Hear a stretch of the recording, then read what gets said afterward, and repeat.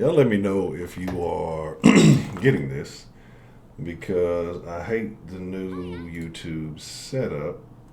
Because it's showing me one thing on one page and then I have to use the other, dilly dally to catch it on the other page. Because they got that new live control room. They're just doing a bunch of shit. Anyway, welcome to the Den. If you're not familiar with the Den, I am your host, Ed Honcho. I'm glad that you could join me this evening. It is a honor, a privilege, and a pleasure to get to chop it up with you guys each and every evening. Not a lot going on. I mean, I don't know, man. Like, this new YouTube shit, it's really pissing me off. So let me know again, like I said, if y'all are catching this. It's saying that it's showing because it's one of them I think is connected to the old, to the regular stream. The other one I think is connected to the new live stream. Make sure y'all hit that like button. Let's see what we got joining us this evening. And then we'll get this party started. We're going to do something a little bit different. We'll see how this works tonight. I have some ideas, and hopefully that we can execute them fluidly. And it should be pretty interesting.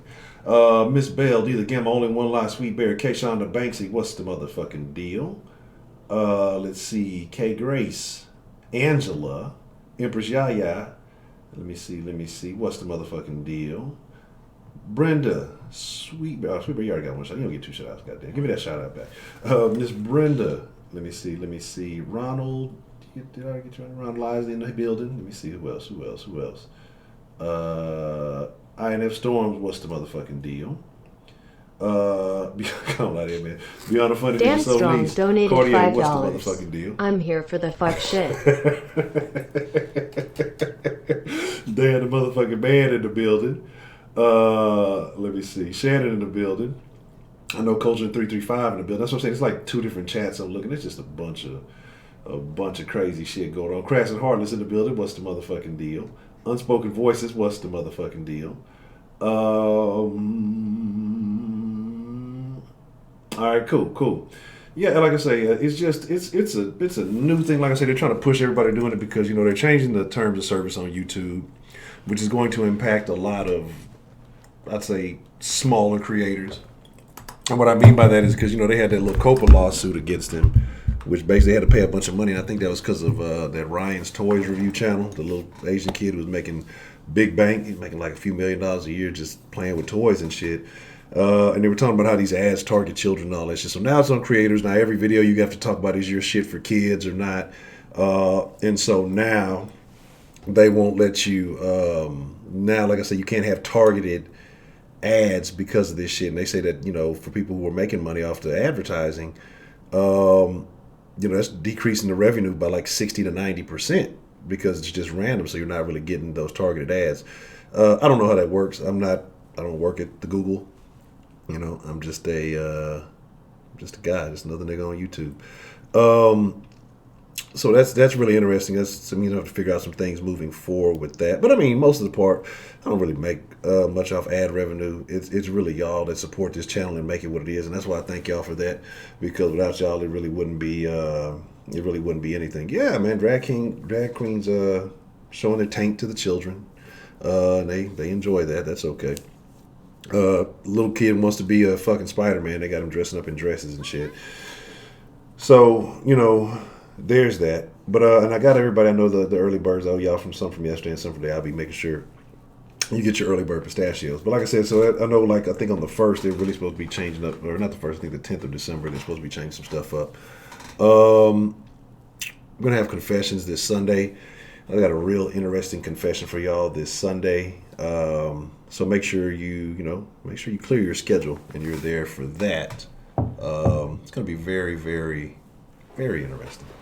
But outside of that, man, like I say, so what I want to do tonight, Holly, what's the motherfucking deal? Glad you could join us. And I was looking at D Live. I'm gonna have to figure out a little bit of. I looked at it a little bit yesterday, then I had to run and take care of some stuff. But I appreciate that suggestion. I'm gonna definitely look more into that.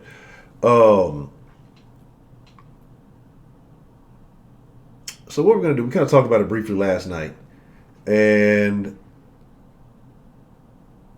what I'm thinking here is how we will probably operate. Okay, first, we'll try to get confirmation in the chat if two people have a discussion that they would like to hash out. And so if you want to call somebody out, maybe we'll use. I'm coming up with this all on the fly. I probably should have thought about this before beforehand, make this more efficient. Uh, Use hashtag calling out, right?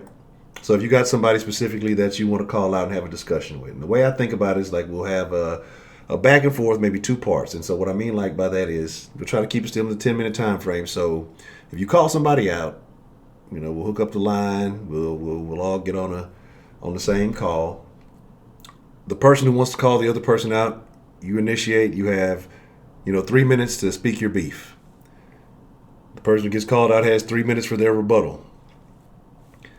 The originator of the call out gets 2 minutes to, I guess refute or speak on whatever has been said. And then the person who got called out will have another 2 minutes. That's the total 10 minutes. 3 minutes at first, 2 minutes the second go round. So 2 little mini rounds. So that way, if there's a few people who want to discuss some things, and I think to keep it very interesting. Now, it depends on how good the back and forth gets. We may extend some. But I think that's how we'll work it, right? I think that's how we'll work it.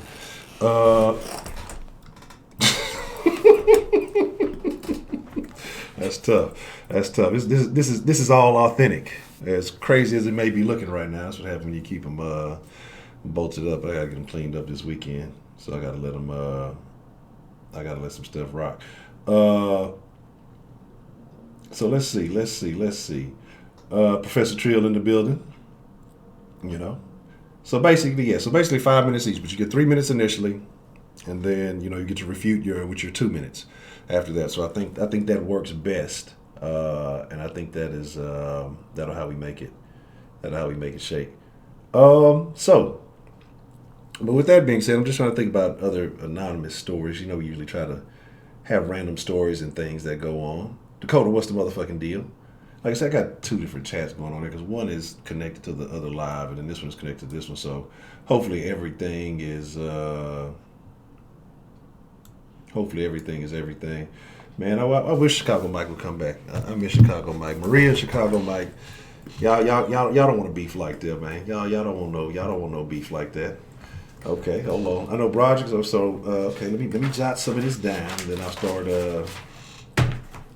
start making some of these shake. So Miss Ashley says she got some beef with Broderick. Broderick said he's gonna be in late. He gotta handle some things, but he said he will be in there, so I'll keep that on the note. So Lee says he wants to call out Miss Grace. Okay. And I guess we gotta have a hashtag for accepting the call out or something, so it's easier to see, because sometimes it's easier to see the call outs and the shit before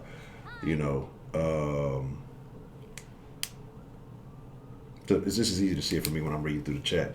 So if you accept someone who calls you out, just put a hashtag I accept, I guess, or something of that nature. I guess that we'll use that. We'll use all that to make it easy to see. So, Bad and Bougie, how you doing this evening? Kenneth, Simpin' Ken in the building. And let's see.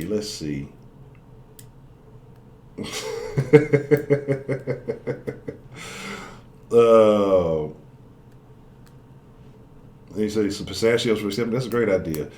Yeah, if you accept the call out, I think that's worth. What do y'all say? Worth? So that'd be more or less than early bird pistachios. This is an interesting one. Professor Trill calling out Bad and Bougie. Okay, look, I'm taking notes, so we're gonna see who accept and don't.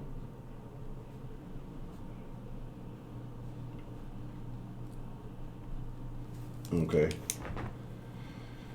Beyond the funny, you trying to set it off in here, man.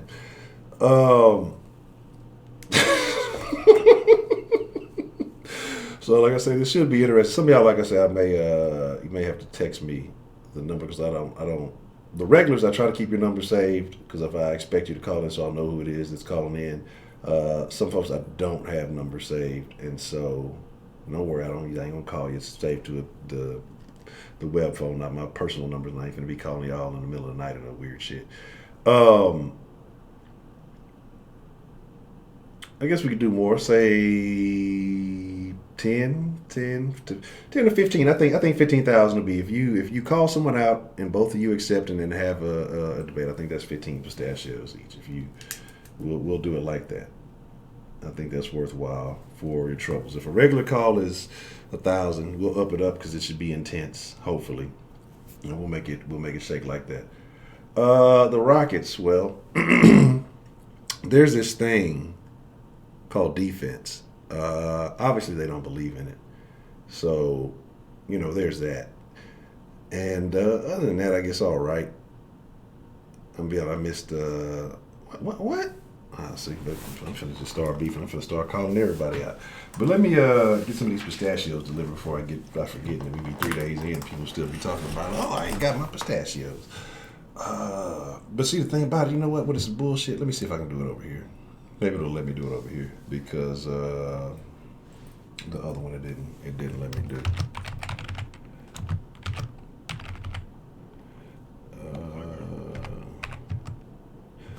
Let me see what's actually in here.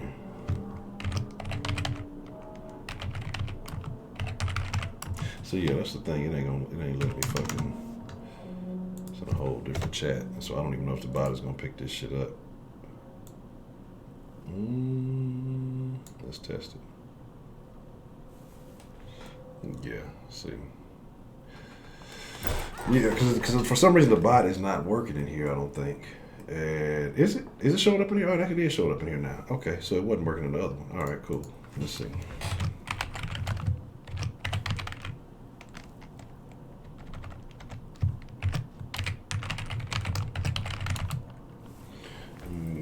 Where we at? So, all right, cool. Oh, it is working. All right. If somebody were to call out Miss Meat and Miss Meat will accept the challenge, I think that would be a very intriguing debate.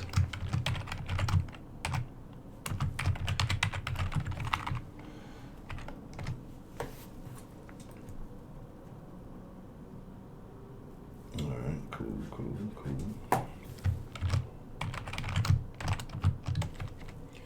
Yeah, because for some reason, like I said, I guess I had to get live for it to work because it wasn't working earlier. Like I said, I hate the new. I hate the new thing. Yeah, I'm sure when Bajik slide here, he'll be calling out a few folks, so it'll be interesting to see. What you mean? Yeah. We starting beef. We gonna create some beef. I got beef with you and that bullshit ass. Rise up. What kind of shit is that? But yeah, like I say, we'll there we go. We'll get this party started. So I think it's interesting. I'm trying to think of any other stipulations that we should have to do. Oh. Let me get maybe one of the mods to test something real quick, and then we will get this party started. Because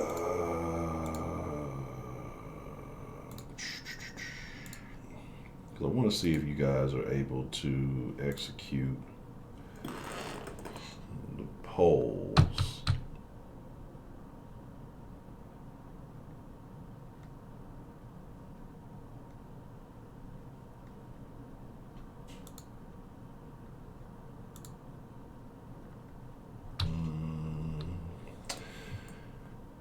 Or maybe I might have to put it in, and then y'all might be able to start the poll or not. I don't know how this works.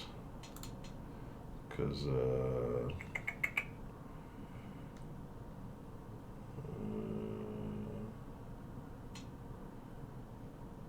yeah, I don't fucking know. I'm not even trying to figure this shit out, honestly. I probably should have done that way beforehand. So, what the fuck? Okay, that was odd. That was weird. Anyway, like I said, so I'll figure this out in the on the flip side, and then we'll go from there. But I think if you guys use I think that's be exclamation point poll start. So I'll do the polls, and then I guess that'll give y'all the opportunity if y'all have a poll y'all want to request, and I'll try to do it like that. I guess that'll work. So what we'll do is we'll put a poll up for the call during the call when someone calls someone else out. We'll put a poll up, be a 10-minute poll, and then you can vote during the call who you think is winning, right? And then so whoever wins, I guess they'll get a bonus of another 5,000 pistachios for winning the vote, you know. And we'll do something like that. We'll figure it out. Like I said, it's gonna be rough the first go round. Once we kind of get it, and then once we get it rocking, then we'll make it shake like that. You know what I'm saying? We'll make it shake like that, and we'll do that. So that'll work. Like I said, it's all a work in progress. I'm gonna be honest. I didn't test the conference thing until like right before the stream. So, play as fuck up. I got y'all, man. I got y'all. Y'all getting y'all stachios one at a time. I ain't cleared the list yet. I don't want to give Sweetberry any goddamn pistachio. But let's get this party started. Shannon versus Produce. Produce wins. So, are y'all afraid? Does anybody have an acceptance yet? No acceptance letters.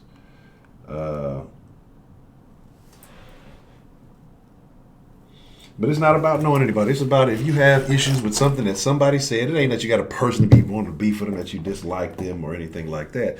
What it's about is if somebody has maybe said something that you disagree with and you would like to address them personally,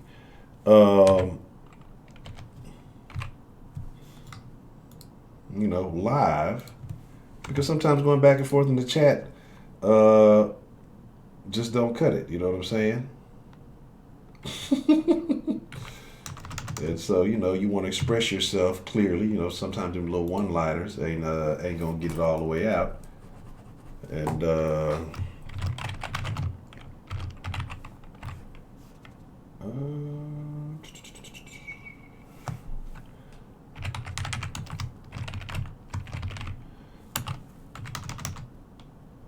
hope I spelled that right. I might fuck that up. You want to just call them Zaxby's? Well, hey, there's reasons why you're called Zaxby's, undisputable reasons. But let's get it going. I want to see. I've yet to see anybody. Nobody's accepted anybody's beef yet. Okay, well, pause. Right. Pause. But my thing is this, man. Did I spell it wrong? Did I fuck it up? Let me see if y'all was in here.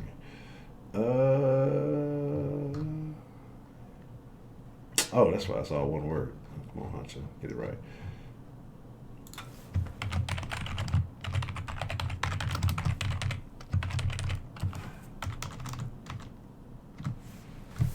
Yeah, I can tell. Like I say, it's easy to talk that trash in the Chizat.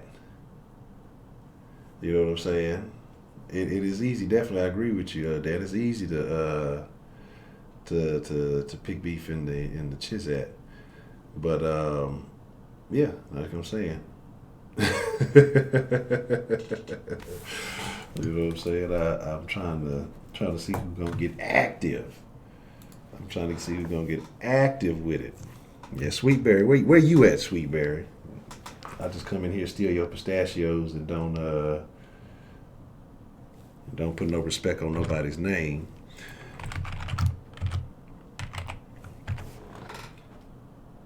Uh-oh. That's interesting. I'm finna see what's gonna happen. I see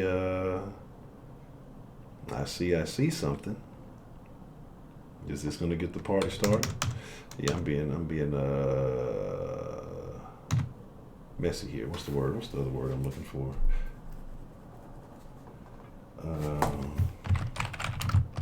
I'm trying to give y'all all these damn pistachios before I forget. Yeah, instigating. That's the word I'm looking for. I was thinking about Instagram. Instigating. Yes, instigating. Man, because I'm telling you the reason why, and I have to instigate. Because when I'm in here and I'm on the phone and I'm talking to people, boy, y'all be talking shit. Y'all be this motherfucker this and this person this and so and yo and all this other stuff. And then y'all have the opportunity to address it. And then y'all fade off into the y'all fade off into the woodworks, man. You know, I'm trying to figure out what's up with that. I'm trying to figure out what's going on with that. You know.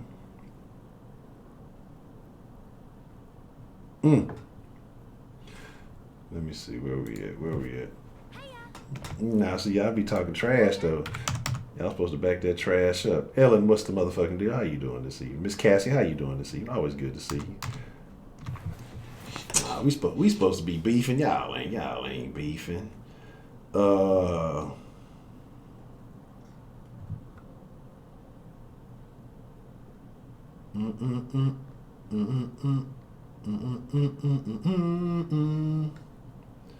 I mean, is y'all about it? What's going down? Oh, see. Yeah, that's what I'm saying. It's not like y'all really beating each other up. It's just about everybody, for the most part, has had something to dispute with something someone else has said at some point in time, right? And so this is a way to get it out without the physical ailment to rock it. Yeah, that's what we'll do. I'll open up the lines. I'll let y'all get to talking crazy. Eventually, somebody gonna call somebody out. Somebody gonna accept whatever the premise of the beef is. So the person whoever, like, here's the deal though. Whoever calls the other person out, you do have to state what your beef is, so the person has a chance to, be prepared to debate or know what they're getting into. At least I guess that makes a little bit of sense. So here's the line. We're gonna open up the line. Give me a second. Actually, I don't even have the line set up, so don't even call yet, because I'm bullshitting. I hate this new fucking YouTube shit.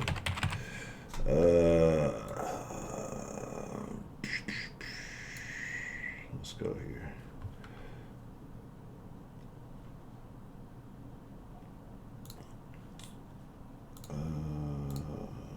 All right, we should be good. All right, cool. Let's check it out. What's the motherfucking deal, man? Who we got calling into the den this evening? You already know, man. It's Solis. All right, Solis, what's on your mind, man? What are your thoughts this evening? Oh, really? I just want to bullshit with someone. Honestly, I was gonna try to call out Kay Grace, because remember that one time she called me. She said some hurtful things to me about New England because I was incorrect or whatever. And so I just want to have a conversation about that. But it's all good because she's scared, but it's all good. I'll let her just watch the show or whatever. So. And I'm giving out the people who are getting 10,000 is the people I owe 2 days of early bird pistachios from yesterday and today, and some people are only going to get 5,000 because they were some people only get 5,000, some people get 10. So I'm just trying to catch up with that. Who you got beef with, Honcho? No, I don't got beef with anybody. I got love for everybody. And I think people I would have beef with are nowhere near the den. So there's that. So I ain't even really tripping on it. But no, like I say, I think I'm not saying I'm cool with everybody, but I don't have any beef with anybody in the den. So. Yeah. I'm gonna call out Kenneth, man, real quick. Why is your football team trash, bro? Huh? Why is this football team trash? He's always talking about his football team, but like 2-8. What? You went 2-8. That's terrible. Yeah. I do got beef with Scotty. Yeah, why is your team trash, Kendall? What happened, man? You were supposed to be the man. You talked all that trash. You was sending me messages on the gram. You was calling me out and talking all kind of shit to me, man. And it was very It was very unfortunate. You know what I Man, y'all mean? are 4-6. Damn. Well, they're gonna end up like the Falcons over there. Um, let me see here. And then the whole team got this. You said the coach quit or some shit like that. I mean, is that where y'all at right now? Is that what's going on? Yes, K. Grace. I need you to explain to me of how New England is different from New York, because for me, New York is the same thing as with Boston and all that Massachusetts shit and all that shit right there. It's all the same New England to me. But I can see how it's different because you live over there. And y'all have a funny way of talking too. Y'all have a weird voice. It's all nasally, probably because of the weather ain't shit over there. I feel sorry for y'all. Now, like I said, now you finna get the whole New England gang. They finna come after you. They can get it, man. I'm gonna laugh at them because I don't take them serious. To me, it's like people from England. They just talk funny. So yeah, if you want to smoke, this is how it works. Like I said, if you want to handle the beef or whatever, what I have to do is I have to initiate the call. Yeah, do your homework, Kenneth. And what I'll do is the person who wants to call the other person out, I'll call them first. And then the other person, if you accept the beef, then I will add you into the call, and then we shall hash out whatever issues need to be hashed out.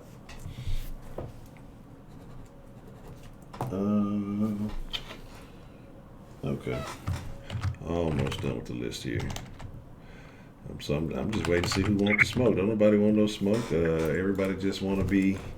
Okay. Hold on then. Hold on. Okay, well, give me just 1 second then. Let me. We'll put the sound on mute for just a second, and then we go. Miss Grace says she accepts, and let's test this out. Let's get the first one going. Let's see how this works. Let me make sure I got the right number and all that, because I don't want to be calling the wrong people. Like, what the fuck is the Dan? Who the hell is this? Who's calling me? Quit playing on my goddamn phone.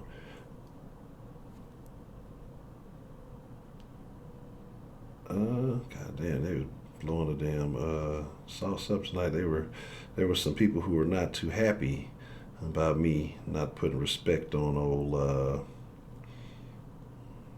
Lamar Jackson's name.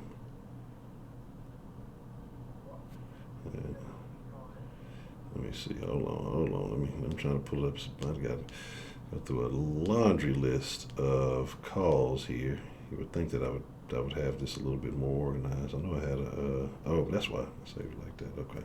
All right. Give me just a second. I will be adding Miss Grace to the call shortly while y'all are waiting. I hope it's the right number. All right. And give me just a second.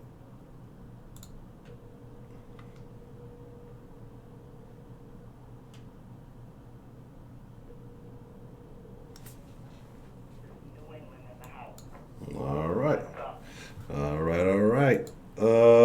Miss Grace, you there? No problem. So Lisa, are you there? Yeah, man, I'll be here. All right. So let's get the first one started. I'm excited to see how this is gonna go. So, I'm sorry. Okay. Mr. Solis says that he has a problem with the New England situation. So he called out Miss Grace because she called in a few days back and corrected him about his geography when it comes to the New England area. So we'll start off with Mr. Solis. So what is your beef? You have 3 minutes to explain your beef. We will give Miss Grace 3 minutes to respond. You will have another 2 minutes to reply to what she says, and she will have 2 minutes to finish it all off. And so your 3 minutes starts now.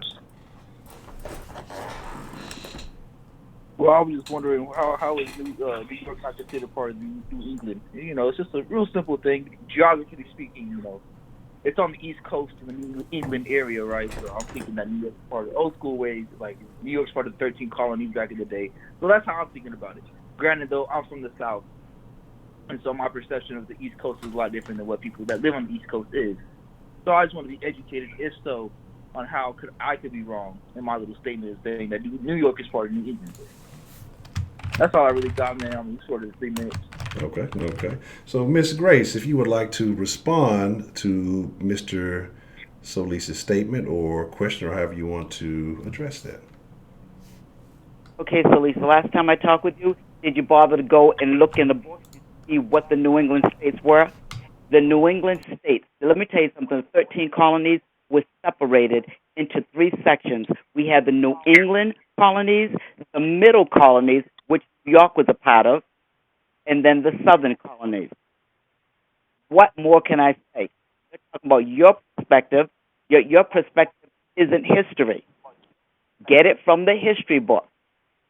New York never has been part of the New England colonies. I told you before, you're one of those young people that you don't like to do wrong. I'm an educator, young man, and I just educated you. And if you say we talk funny, yes, in Massachusetts you can say it funny. We speak proper, baby. I'm from the land of the free and the home of the brave, where the slaves ran.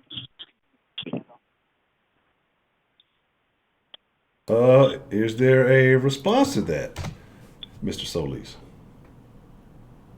She sounds like a teacher, man, low key. No, I don't really got a response. I mean, she educated me like I asked her to, and she did what I asked.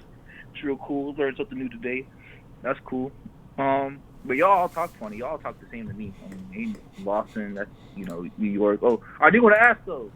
Why is it okay? So you'll have like the Bronx or Brooklyn, whatever. Why do y'all have different dialects in those areas and how y'all talk?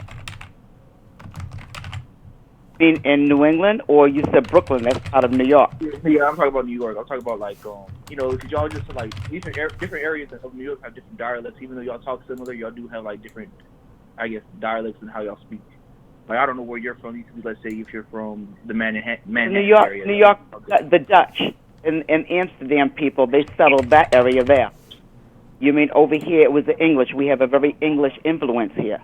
That's why they call us New England. Hence, Old England. Then everything we do here is very English. That's why everyone's dialect. That's all. But thank you for listening, Solis. I can appreciate and respect that, young man. Okay. No problem. All right. So we have the vote going and the thing, and make sure if you to vote properly, it's vote exclamation point vote is one word, a space, and then the number for which of our debaters, beefers, if you will, that you are voting for. Okay. So, Mr. Solis, is that the end of your inquiry, if you will? Yeah, man, that's it for this one person. I might have come out a few more if they don't want to come out. Okay. Okay. If Ms. Grace, is there anything else that you would like to add to the exchange? Much love, Solis. Even though you said I talk funny, I like the name Solis. I appreciate it, K. Grace. Yeah. All right. Well, I appreciate both of you for both participating in the first of the, I don't even know what we're going to call this. We're going to come up with a name for it, but the Den Debates. And I thank both of you for being wonderful participants. Okay, thanks. Bye. Have a good evening. All right. So that's the start. All right. That's we feeling it out. We figured it out. We're getting it together.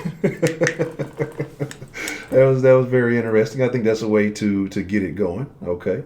And then, like I say, we will add the what I say, 5,000 bonus pistachios to whoever gets the winning vote. We let the Denfolk decide.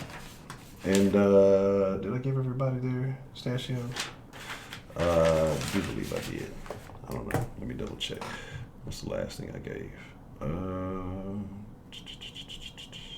do think I did. Yeah, I did. All right, so everybody should be caught up on their pistachios. The Den Cash App. Yeah, what is my Cash App? And I thought I added it to the thing, but for some reason YouTube ain't been saving my. I tried to update my description, and for some reason it doesn't save shit. YouTube does not like me. I don't know. They took off the little P score thing, so I can't check and see. But I want to say it's Honcho ENT is the Cash App. What is it? Yeah, you'll see my crazy looking face there.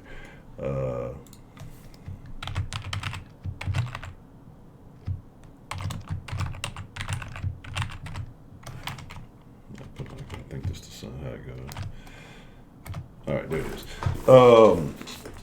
So here's my thing. All right. So very interesting. Very interesting. I just dropped this. There's the information right there. So okay, that's the first one.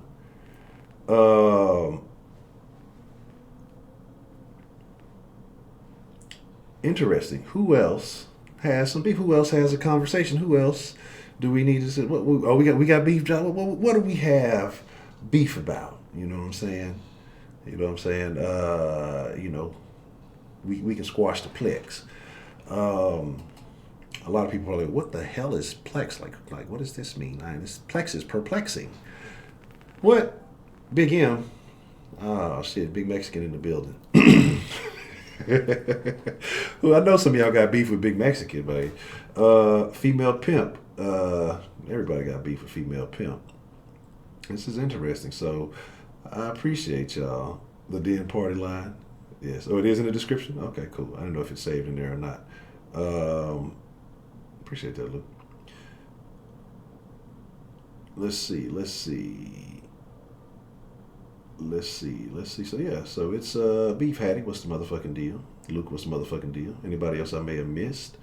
Look, only one lie. Let's see. Look, they didn't. They stealing your singing shine. Look, only one lie. She's the main, and everybody else, y'all just back up. And I think we have a unanimous decision on the vote. Whew. And Miss Grace, they gave her the hands down victory, so let me give her 5,000 bonus pistachios. So who's gonna be next to Plex, man? Who is next? Again, if you the line is open if you just want to call in, if you want to call somebody out. Look, Mr. B for real is handling family time, and then he said he will be in here later. So if you got beef with somebody, be bold about it. Call in and call them out. That's just one thing to chat. Maybe that's what it takes. Maybe you got to get in the chat. Maybe you got to get on the line and call somebody out and see if they're gonna step up. Maybe that's what it takes. So it is what it is. Yeah, where's Man Up? That's what I see. Man Up and Angela need to have a discussion. I think that would be interesting. Yeah, just start some beef. If you ain't got no beef, just start some random beef, man. Do it for the people. I think the people would appreciate it. Let's see where we at. What else we got? Yeah, I don't know what to call it. I don't know if we call it beef. We're gonna call it something. We got. Oh shit! What happened to the dilly dally? Oh, what happened to the damn phone? Okay, here it is. All right. What's the motherfucking deal? Who do we have calling in to the den this evening? Hey, I had to call in to fight for my rights to at least be the first regular caller in for the night. Okay. So what is on your mind this evening, Miss Bell? All right. My beef is explain to me, what the hell does apologetic white person mean? Oh, we need Broderick. Where is Broderick? There's been several people and it's been brought up because, like I said, I don't have any issue being white. I just want to understand. That's a northern southern thing, I think. I don't, like I say, that's probably a tough one for me to explain. But a white apologist is people who essentially, I guess they feel sorry for being white as opposed to, when comparing themselves to what has happened, I guess, to black people or minorities or whatever you want to call it. So I guess that's what they call a white apologist. Basically, a person is saying, don't be sorry for what you are. Just live with it. Fuck Just it, Sarah donated $2 through Super I guess that's why I Chat. never got it. Is 4520 for Jordans. Asking for a friend face with tears of joy. It was a generation, it happened, but you just treat people today like they're regular people. All right, so who's saying shit in the den? Because I can't see the board right where I am. You got a couple of folks that are. Dad, I'm willing to take on the den. I have no problem. Okay. Taking the whole. Did anybody want to step up to the plate? Sure. It's been that kind of a week. Why not? And it's only Tuesday. Okay. Who wants to accept that? I might be older, but I'm not always wiser. Okay, hold on. Let's see what we got here. Let me see. Let me make sure. I got to make sure I put the numbers right because like I said, I don't want to be dialing up the wrong folks here. So Lee says he will step up to the plate. Okay. Oh, good God! All right. Let me make sure I got the proper. And since I'm another one from Massachusetts, he's going to have issues, right? Let me see. He's not going to be batting 1,000 with that. Let me see. Let me pull it up. But like I said, I have some of y'all saved. Some the people who call regularly, I tend to have them saved. Let me see. I think this is the right one. All right, give me just a second, and Sure. we'll get Mr. Solis on the line. So let's see. Here. All right.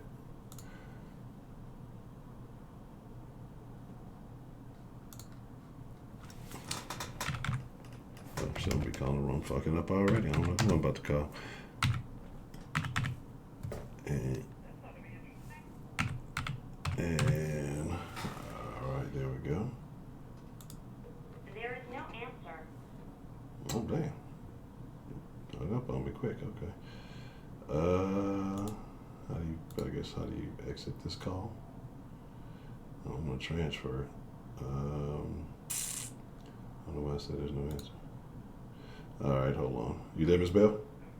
Yes, I am. Okay, for some reason, okay, I guess it'll do like that. All right, let's try it again. All right. There is no answer. I'm saying there's no answer at that one.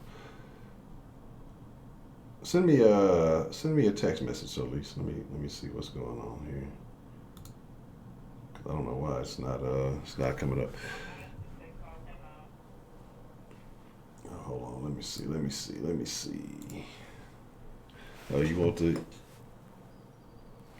Okay. Hold on, let me see. Oh, okay. Let's see if that works. Give me just 1 second.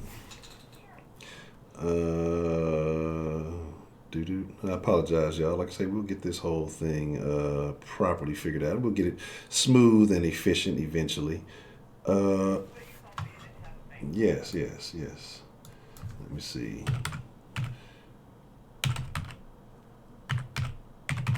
All right, let's try this one.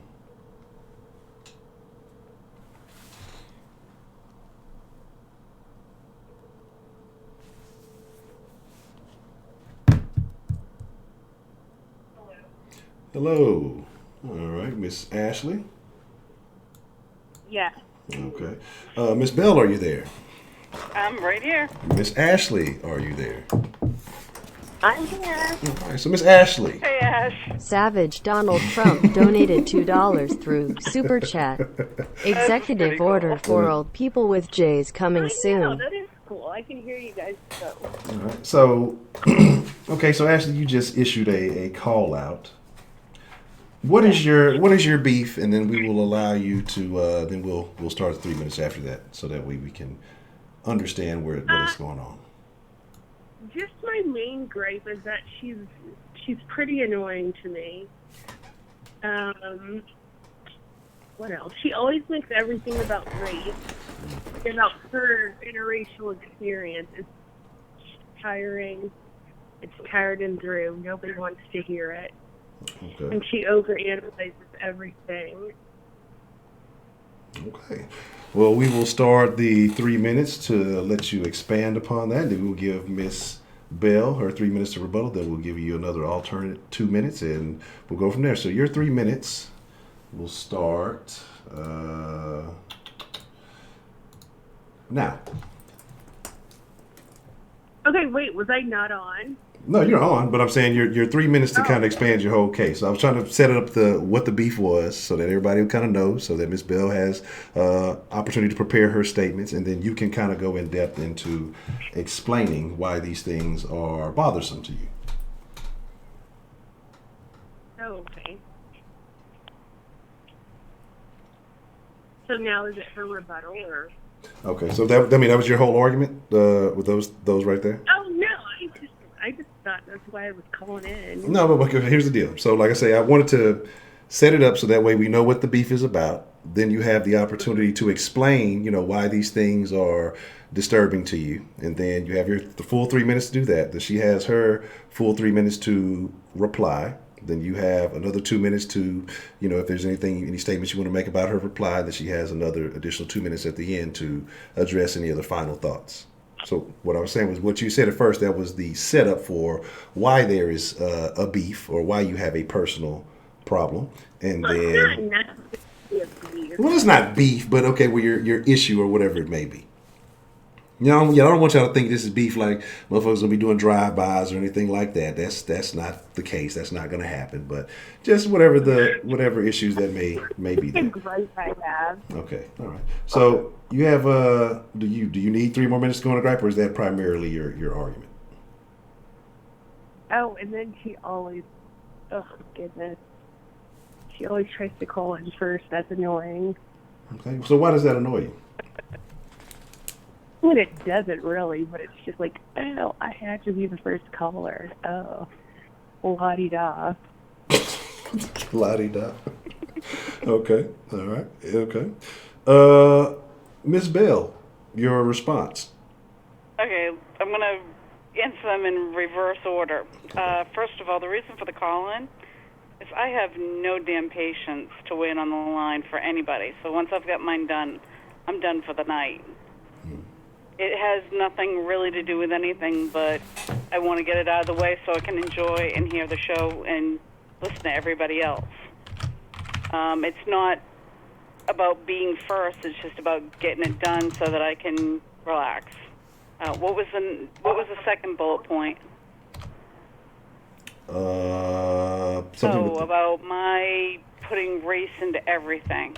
Okay. And my being analytical. That's actually a little bit difficult.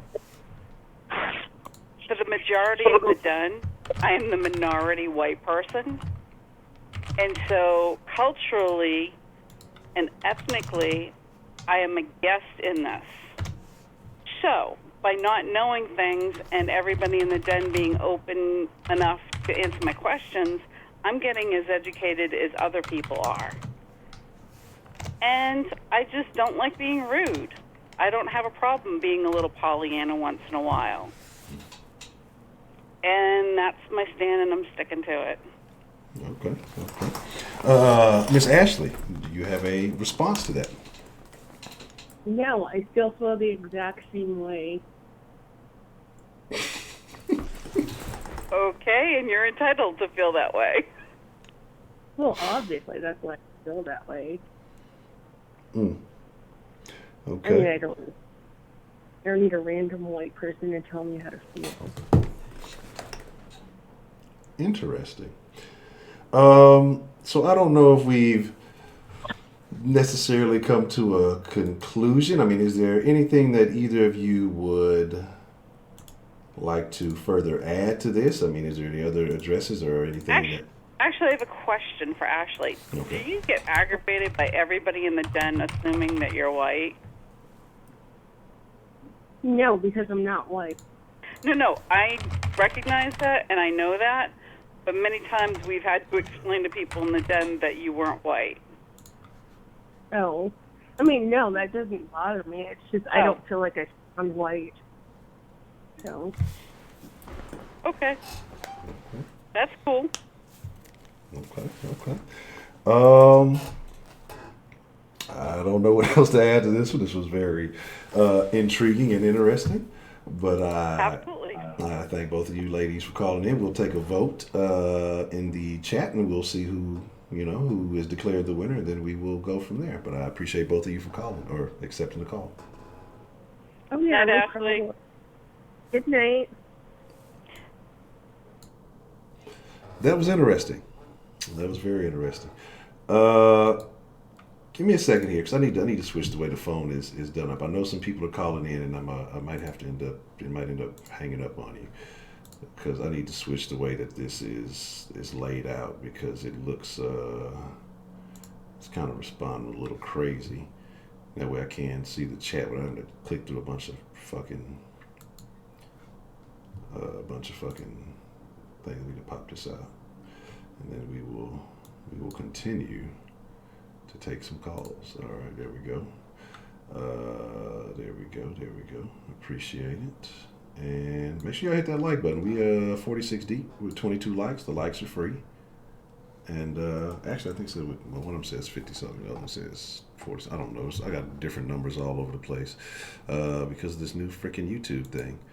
And then, all right, I've adjusted the line. So if you want to call back in and address some issues, let's make it shake. I'm loving it. So far, I guess you could say so far so good. I think we, like I say, we still have some kinks and things to work out. But let's get it going. What's the vote looking like? See, I got too many windows and shit going on. Okay. All right, you have about 3 minutes left to get your vote in. Voting 0 for Ms. Bell, voting 1 for Ashley. Remember, exclamation point, vote as one word, space, the number 0 or the number 1 to pick your person that you have beef. All right, what's the motherfucking deal? Who do we have calling into the den this evening? Man, it's Alicia because people are bitches, or not bitches, but they're pussies. They're not trying to answer calls. Oh, okay. Y'all, I've been looking at the chat. Professor Trill needs to get his call with Bad and Bougie, but she's acting a little bit bougie right now. So I don't know what she's doing. Oh, okay. Look, we got a phone line moderator. Look, he gonna get y'all active. So y'all out there bullshitting. Look, he finna get y'all active. Y'all better get it right or get left. Okay. I mean, I thought this Ashley and Ms. Dell was kind of cool. They were both being petty in their own little ways. I just feel like it needed to be more upfront. You know, I thought I was about to see a real cat girl fight. Yeah, it was interesting. It was very intriguing. I did, you know, it remained relatively kosher for the most part. Yeah, you know, it seems like that there could have been some underlying tensions, but it seemed relatively civil, I would say. So I could roast both of them, really. I mean, I got something for Ashley. I got something for Ms. Bell. Okay, you got smoke for everybody. Anybody want to take Solis's challenge on the phone right now? I think that's how we're gonna have to do it. People just gonna have to call in and call somebody else. Y'all be acting scared in the chat. Then, you know, you can't act like you didn't see it, because if you're listening in, you know, you'd have been called out on the loudspeaker. You know, which one? The Jordans? Yeah, when they're talking about Jordans. I think Ms. Meat needs to stop worrying about the cash and start answering the call. Okay, Ashley says she wants to smoke. Give me just a second, and we will dial up. While I'm doing that, give me just this moment. I think the 13s are my favorite, followed by the 11s.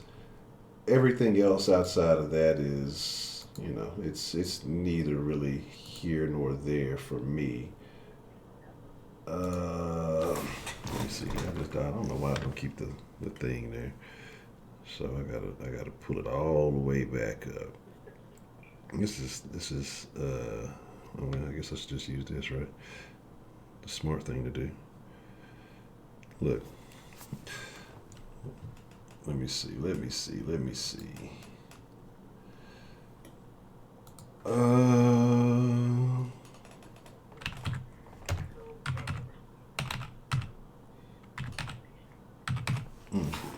right, hold on, let me dial this and we'll get this party started.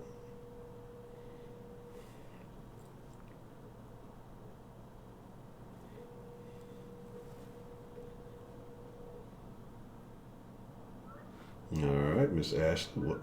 Hello, 1 second. So, Lisa, are you there? Yeah, man. Miss Ashley, are you there? Yeah. Okay.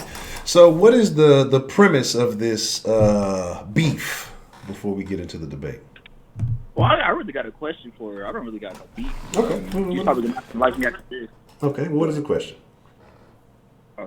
So, Ashley, why do you like saggy balls? Like, I heard you last time. The one time you said like you were married to an old ass guy, or whatever. So I was just wondering on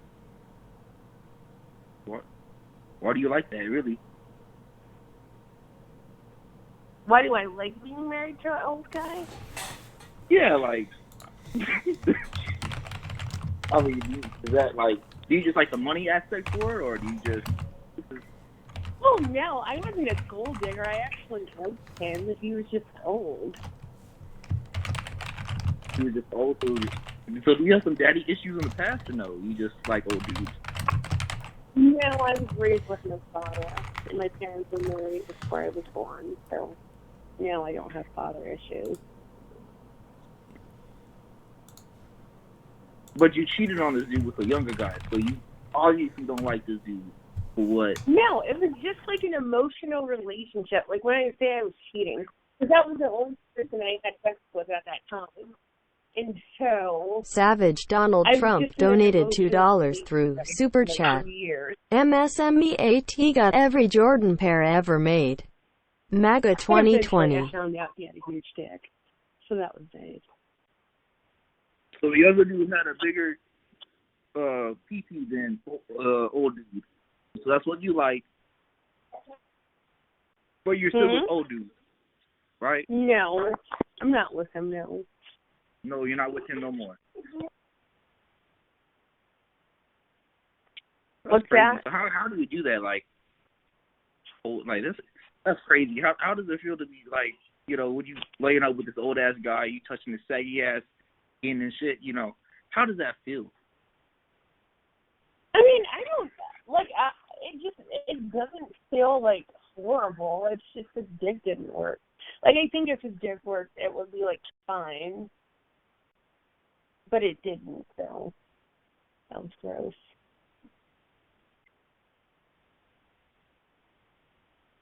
I don't know if we've gone from I mean, this may be what I mean. If you have, I guess, maybe since it's not beef, we just have to. If we got questions for one another, maybe that's what it's become. You know, you got questions that you want to ask. It might not be so much beef that I guess we just have to address it. I just want to ask a question because this shit has been stuck on my mind ever since I hear this girl talk.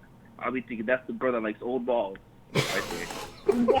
No, like his body was like fine. I mean, his balls were like saggy like in younger guys.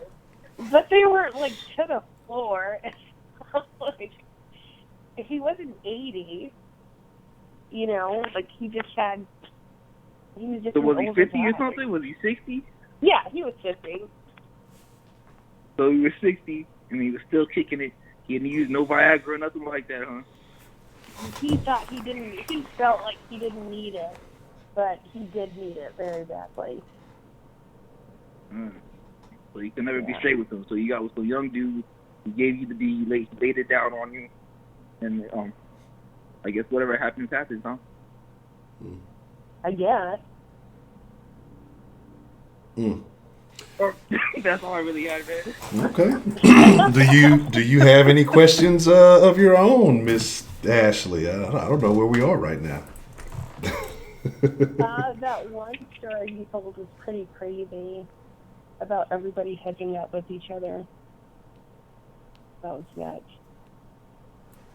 What'd she say? Oh, the story about... I said that one... Oh, was I on mute? No, you're there. Oh, I was saying that story you told. I think it was on Confessions, and everyone was hooking up with each other and having revenge sex. That was crazy.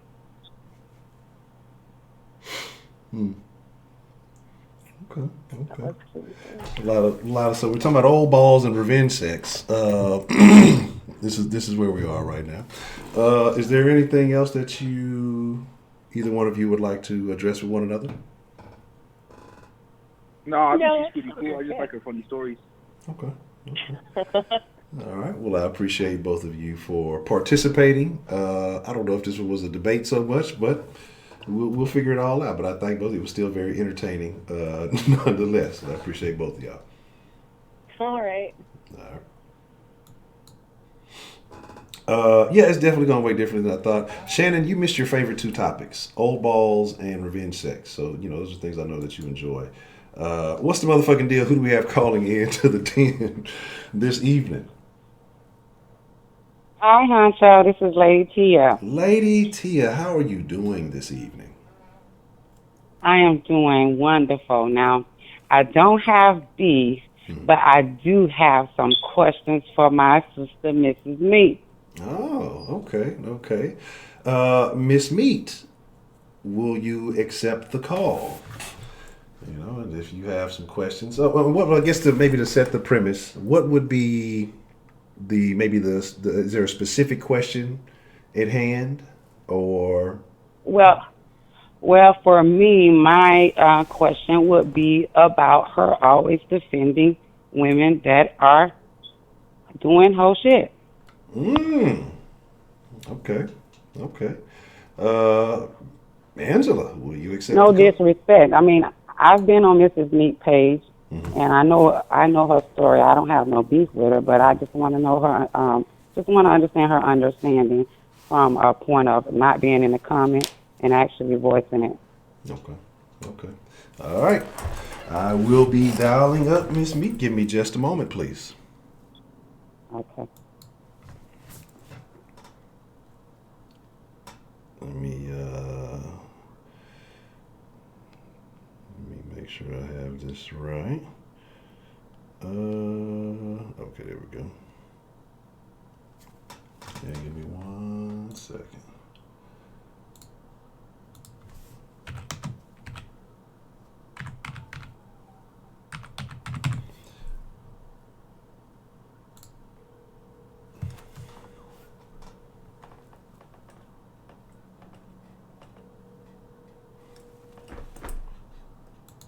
All right. Miss Meat, are you there? Okay. Miss Tia, are you there? Okay. All right. All right. So I'll let you restate what it is that you have questions about, and then if you have, you have 3 minutes or so to address your views, then Miss Meat will have her 3 minutes to respond. You have 2 minutes to reply, and she'll have 2 minutes to, dispute or refute or comment on anything that you said. So now, what was the question again, Miss Tia, for those who may have just missed it? Okay, my question is, do you why are you always defending stuff that you know is wrong on a female part? We both are black women, and I don't understand how you give passes to the BS. Because we know, as women, we know how a hoe act, we know how a bitch act, we know how a classy woman act. We know all of these things as black women. So why do you give passes to those that you know is doing some hoe shit? Or just like the example of what happened with the guy who said that he kicked her out naked. You were making excuses for her actions. Why is that? Okay. Okay. Miss Meat, would you like to respond to that? First, what I mean, you say you've been on my page, so what hole have you seen me defend? No, on this chat. In the den. I have on your channel it's different. Oh, okay. Well, the lady, we don't know the whole story. We just going by what he's saying. That's all I was saying. How we know he's telling the truth? How do we know he wasn't there? And regardless of what a person do, you don't kick him out naked in the street. That's what I was saying. But we still don't know the story. We can only go by what he told us. We ain't talked to her. But what if he didn't tell the story? What if somebody else told the story? What if that story what if it's a made up story? But listen to the story. That's what I was saying. If you listen to the story, regardless of if the story was true or not, in that scenario, I don't see what was wrong about that because he could have did something worse. He could have killed her. Well, I don't know. Okay, I'll tell you what. Am I going to get my time? Okay, so listen. So I got girls, and maybe, and maybe it's because of my life events that I feel like that. I don't know. I just don't think you should kick no woman out naked, and you shouldn't put your hands on no woman. That's just me. And if y'all think if I can't, say nothing if that's wrong, but that's just the way I feel. I have girls, and I had something that happened to a girl, and I guess my life events may play into that, but I just don't think that was right. That's all. So it came from a personal space. It came from a personal space of having girls. But we are girls. We are girls right. / women. And I'm a woman, so and I would not want you to be kicked out naked. I wouldn't want you to be kicked out on the street naked. Nobody I deserves. understand I that. don't care what you do. I don't care what you do to a person. You don't deserve to get hit. You don't deserve to be degraded. You just don't deserve. I don't care. I don't care what you do to a person. Just walk away. Like you. So People don't deserve to be mistreated because they did something. Yeah, I said she was wrong. I said if that's what happened, I don't know. We just going by what he said. I said if that's what happened, just like he said, I still don't think she deserved to be kicked out ass naked. Or don't put your hands on a woman. Well, what you think did she deserve? Even if the just story walk is away, a lie. like nothing. Like you don't. What do you think? I don't think you deserve to be abused. That's abuse. You don't. That's abusive. Kicking somebody out. You don't think that was abusive? What you don't think that was abusive? What she did? Yeah, but she didn't. She didn't touch him. It's still abuse. She didn't touch him. She did more than to touch him. She touched his soul. She touched their household. She touched their marriage. Walk away. Walk away. Okay. So are you one of those people? Are you one of those people like that case or Botham case where the family forgave the people for killing that man? Would you be forgiving? See, now we talk about something totally different. We talking about murder. We talking about somebody cheating, and we talk about murder.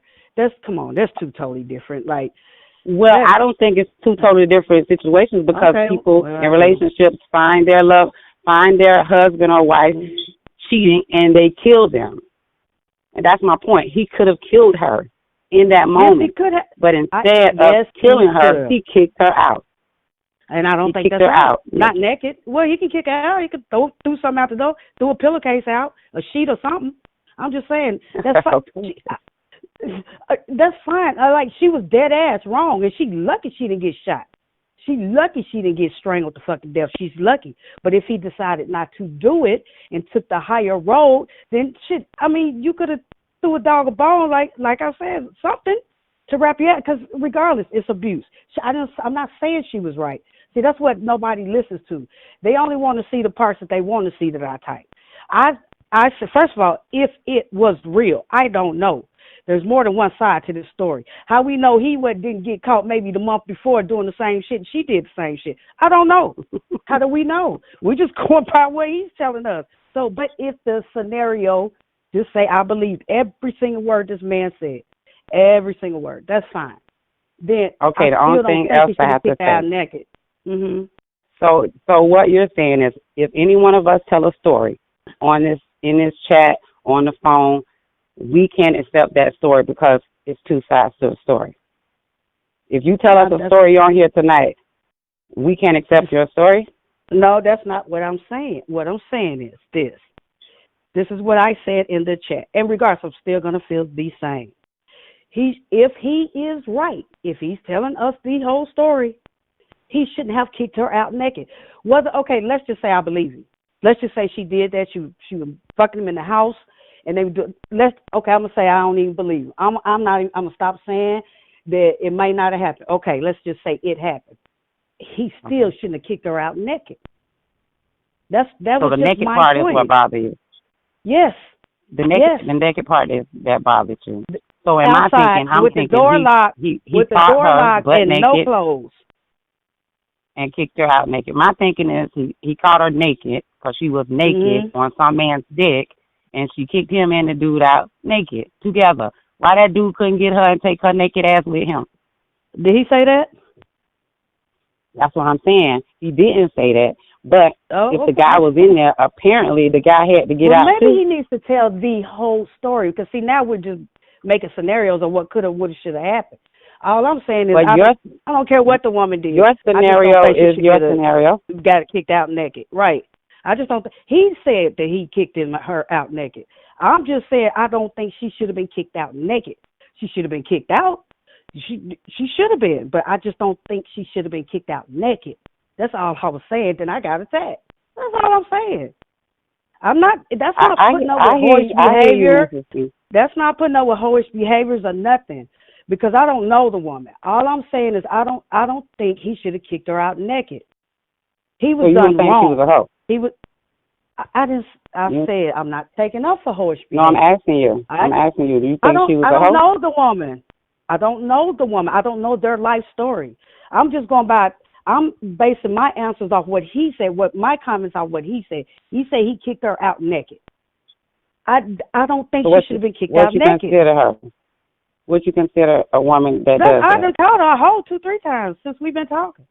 But she still shouldn't be a naked hoe outside, locked out the house without no clothes. Naked. I mean, well, that's all I want. A dishcloth or something. Give her something that'll cover up a little bit. What a dishcloth gonna do? Us something. Okay, but let me ask you something. You did go into another. You went into another area. You said something about rape. It threw us all off.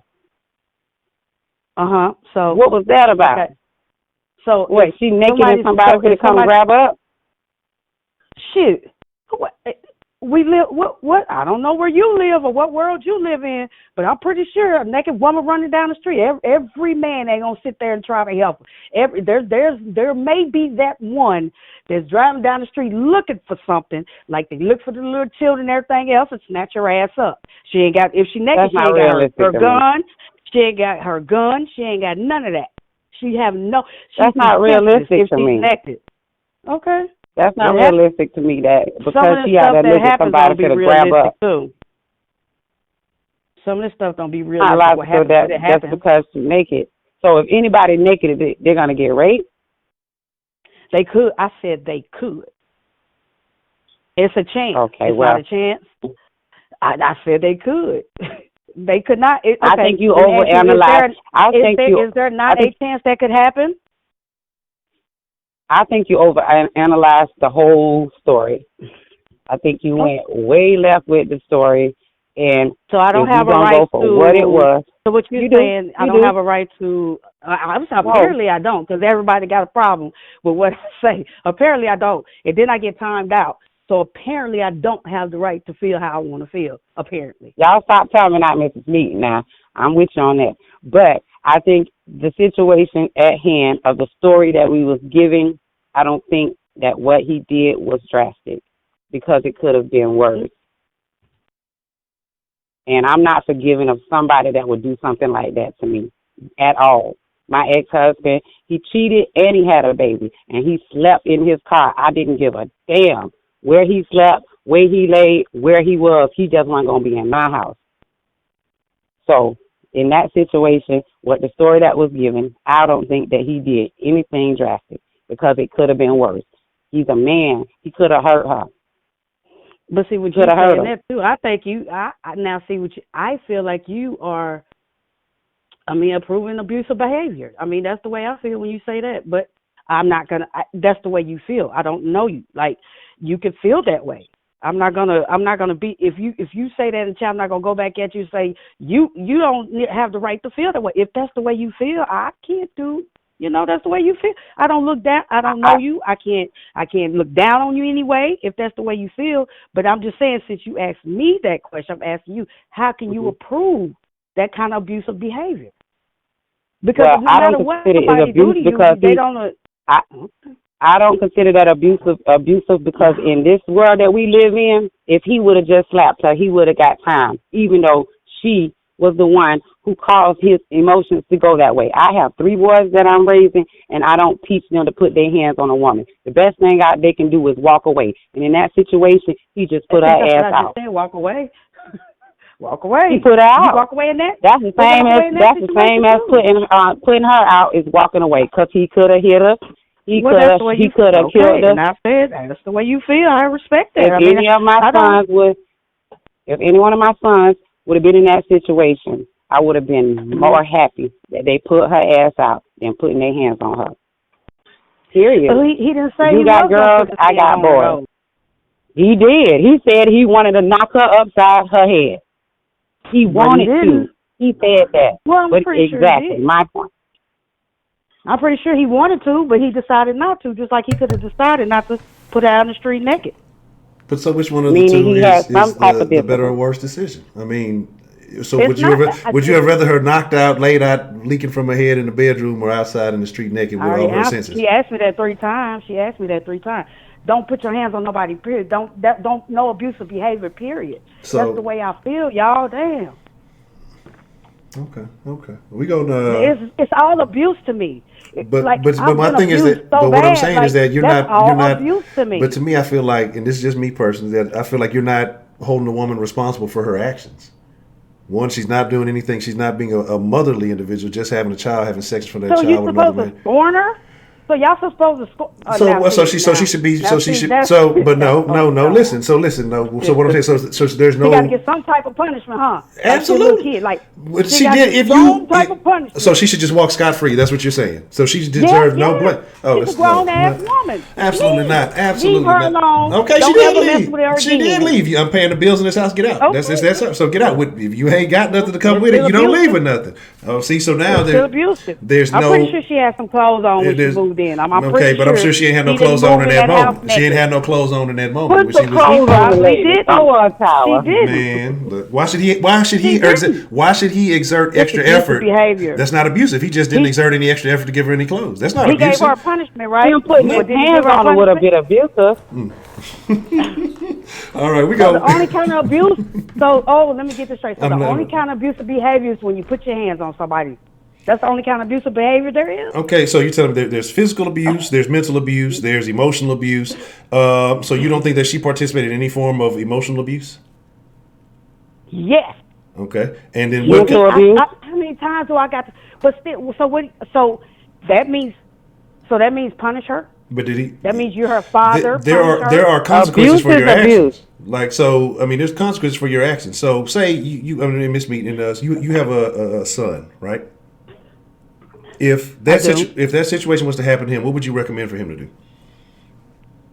What? Don't put her out naked and don't put your hands on her. Y'all not.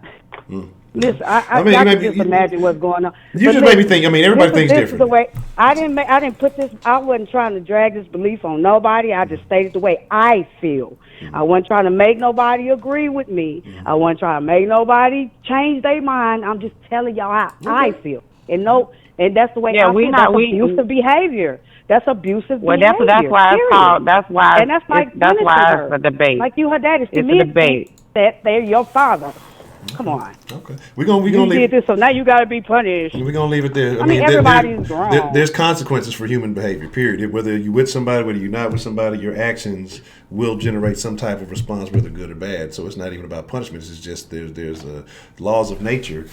People don't respond to certain things. If you made a commitment to somebody, you've married someone, you make a commitment, you have vows to someone, and you don't honor those things, and you blatantly disavow those vows, there's going to be consequences. Yeah, she a hoe. She wrong. She a hoe. Okay. She was a hoe. So you just she was a hoe. So the only person is just saying, hey, you're wrong. Shame on you. For the That's 100th time, she was a hoe for doing that. A real hoe. Okay.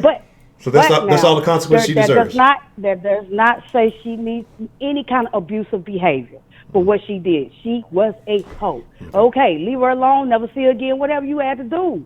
I just said I think that's abusive behavior. Okay. That's all. Okay. And I think that that's it. Okay, we're gonna leave it at that. Yeah, we're gonna leave it at that. We're gonna leave it at that. And like I say, I say the same thing, Honcho. We're gonna leave it at that. But I'm gonna also say that not all men think that they are your father. When they are raised by a good man that teach them how to treat a woman, they will not have that type of energy towards a woman. Oh, I already know my husband. I got one.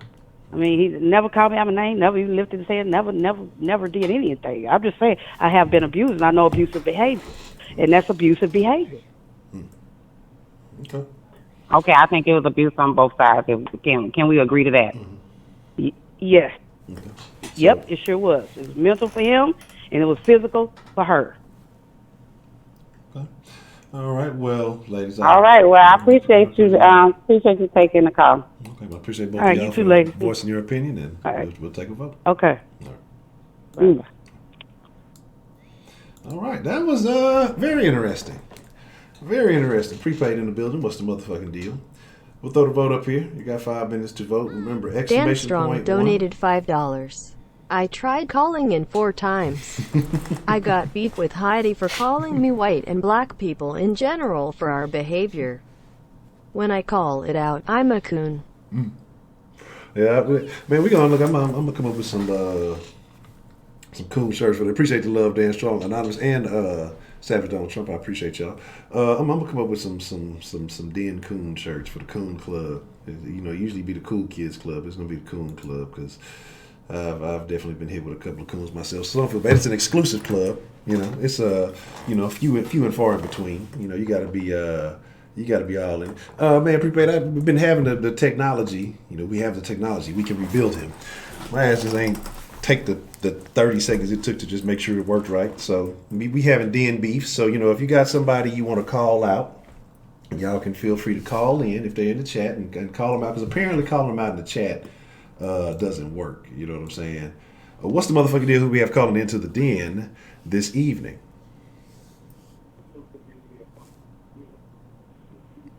Hey, this is Fresh and Sassy. How are you? Doing well, Miss Fresh and Sassy. How are you this evening? I'm wonderful. Thank you. Listen, I haven't been on your channel long enough to have a beef with anybody, but I think this is like my 4th or 5th time coming to your channel, and I just have an overall question, and I know that we do have some guests on the line or in the room that may be able to answer this question for me. And when I say guests, I'm talking about the guests that refer to themselves as coming here to learn. But, and again, this isn't directed at them, maybe not, maybe not. But my question is, and I've talked about this on my channel, I go out in public sometimes, and for some reason, when I show up, when I walk around, the white people in the room start cussing. And I'm like, what was that? You know, and it, at first, you know, the first few times it happened, I thought, well, you know, maybe they were already cussing before I got here. But I don't know if anybody else has noticed this. I don't know if anybody else in the black race has noticed that when you show up on the scene, all of a sudden white folks start cussing. And I'm like, what is that about? Is that to show me that you're not intimidated by my presence, or is that supposed to intimidate me in some way to let me know that you're hip and cool? Or I don't know what that's about, but it's happened to me at least a dozen times. I don't know if anybody else has had that experience. Maybe it's just me. Maybe I'm paranoid. I don't know. But like I said, maybe some of the guests in the room might have a response for that, but it's just something that I've noticed lately. And I'm like, why do people do? And I'm like, I can walk in the room and I'm not even talking. I'm not saying anything. And I look like a 56-year-old woman. I mean, I don't look like a 17 or 18-year-old kid. And I'm like, what is that about? What, you know, I don't know. And the reason why I say maybe some of the guests can help us, because there are some of your guests I noticed that when they get on the line, they drop a little profanity, but I guess, I don't know, maybe that's the norm for today. Everybody uses some profanity when they speak, but I guess I feel like there's an art of conversation where you don't insult the topic and or the people you're speaking with or to. So maybe I'm being too Miss Prim and Proper, but I don't know. Well, has anybody else had this experience? I've seen some people in the chat. Some people saying yes, they've experienced. Some people saying no. I've never personally experienced. If I did, maybe I'm just being oblivious. Then partially too because I do tend to use a lot of profanity because I don't know. It makes me just, it's like a stress reliever or something. But even here, like I say, in the conversation in the den, I embrace and I welcome people to use profanity if that's how they genuinely feel, not to force it for any reason or anything. If you do feel that way, if something's just pissing you off, hey, let out how you genuinely feel. That's how I think things should be. But I think you had a couple people say that they have noticed that. Some people say that they haven't. But me personally, I can't say that I have. Yeah. Okay. No, I just thought I'd put it out there because it's got me real curious as to why people do it when they see me coming. And I'm like, I didn't even say anything. I just, you know, like if I walk into a grocery store and some people are having a conversation and all of a sudden, you know, they look around and see me, I'm like, what is it that invokes this type of, you know? I have a question, Miss Ferguson Sasson. If you don't mind me asking, how would you describe your body type? Me? Yes. I'm 5'7" and I'm 214 pounds. I'm dark skinned. I've got wavy hair. I'm beautiful. I'm deep, rich in chocolate. That's about it. Okay. Would you describe your assets as ample? You know what? And let me throw this in there. Sometimes my friends will tell me, "Girl, I saw you in the store the other day, and you just had your nose all up in the air. You know, like I'm walking around like, you know, I'm a snob or something with my nose in there. That's just the way I walk. I mean, But No, I'm pear shaped.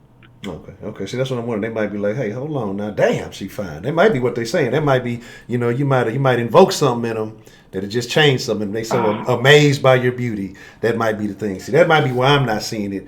Because, I'm a regular old nigga. I'm just an ugly nigga trying to make it in this world. You might be so beautiful. I'm just talking shit. Okay, no, all I'm right. talking shit. I don't like when we talk like that. Oh no, I love myself. Like I'm a little conceited at times. I love me. I'm just talking shit. But I say you might be so beautiful that they don't know what else to do. They don't know. They can't contain themselves. So you might be setting something off in people. I don't know. I mean, I'm a nice looking. I'm easy on the eyes, but I ain't fine. But I'm easy on the eyes. I'll say that. But I don't know. It's just and I don't know. Well, I appreciate your input. That would be nice if that was the case. I don't know if that is or not, but I appreciate your input. Thank you. All right. Well, thank you, Ms. Fresh and Sassy. Anything else that's on your mind? No, that's good, baby. Thank you so much. All right. Thank you for calling. Have a good one. All right, you too. All right, shout out to Miss Fresh and Sassy.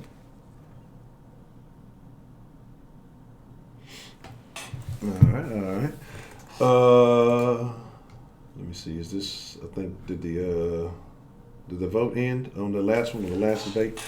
All right. Miss Lady T has some extra pistachios.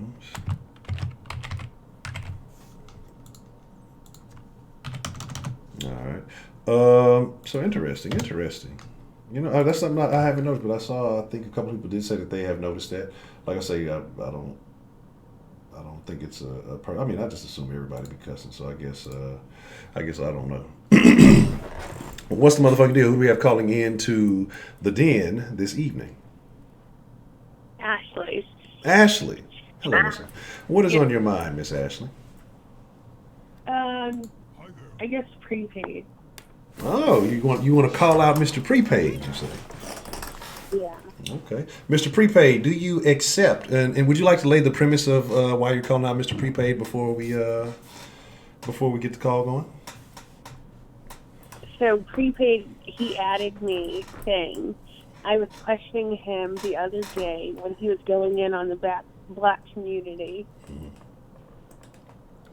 So I just want to know what's up with the constant tune rhetoric, and why did you like to do it?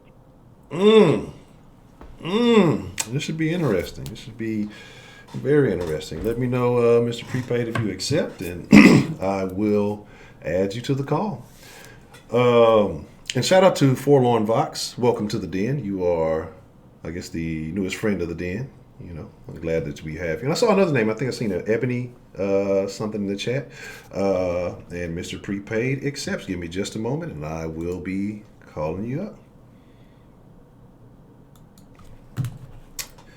Let me get this properly put up. Let me get the dilly dally. And again, for all of you who may be new this evening and kind of wondering what the fuck is going on here, I don't know myself. This is a new thing that we're trying. We're allowing a lot of the regulars, and even if you're not a regular, if you just got something that's on your mind, maybe you saw something you want to call someone out in the chat who said something to you or address an issue, we will make that happen.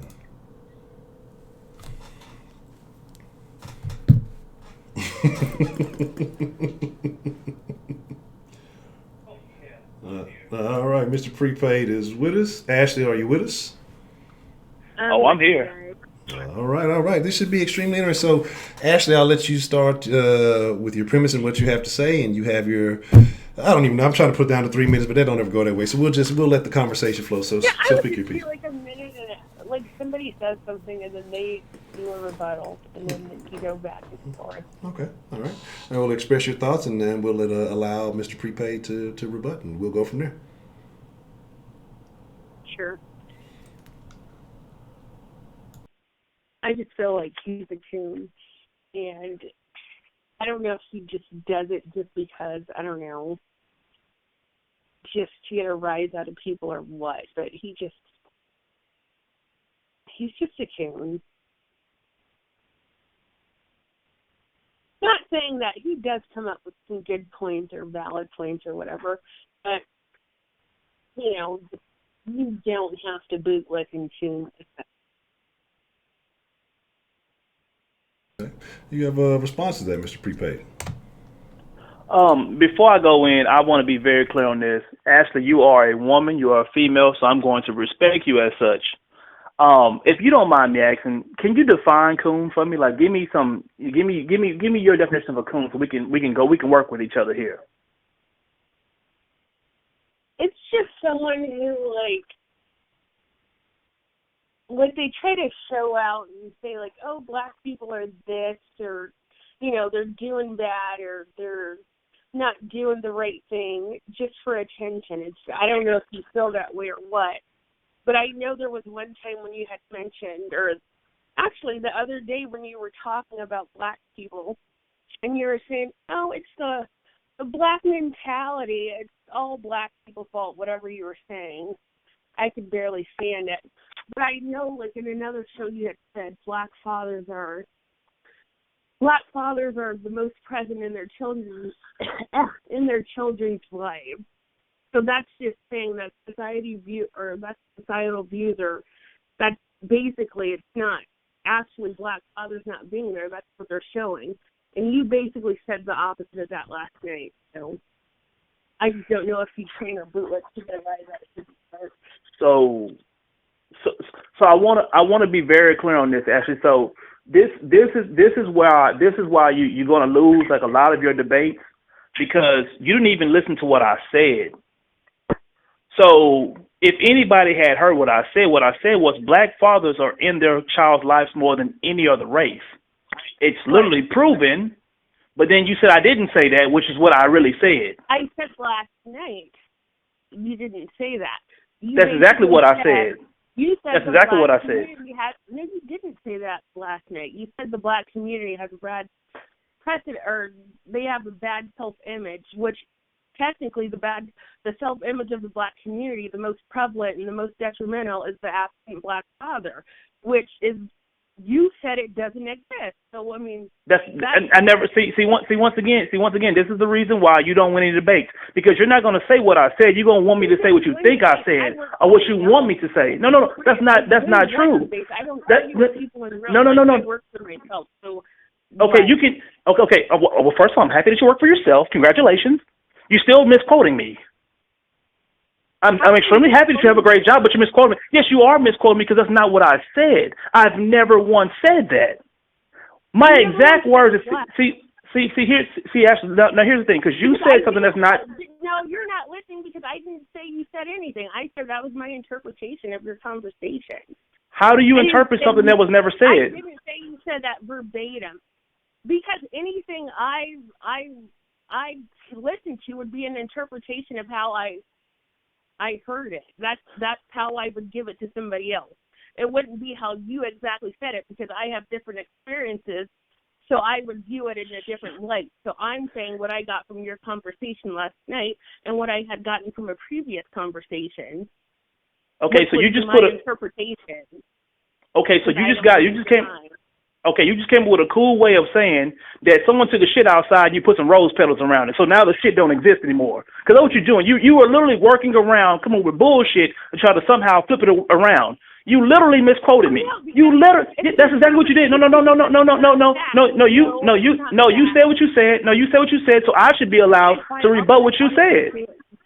No. What I want to happen is I want to rebut what you said, because what you said you just misquoted. In fact, you didn't misquote me. You literally just lied on me.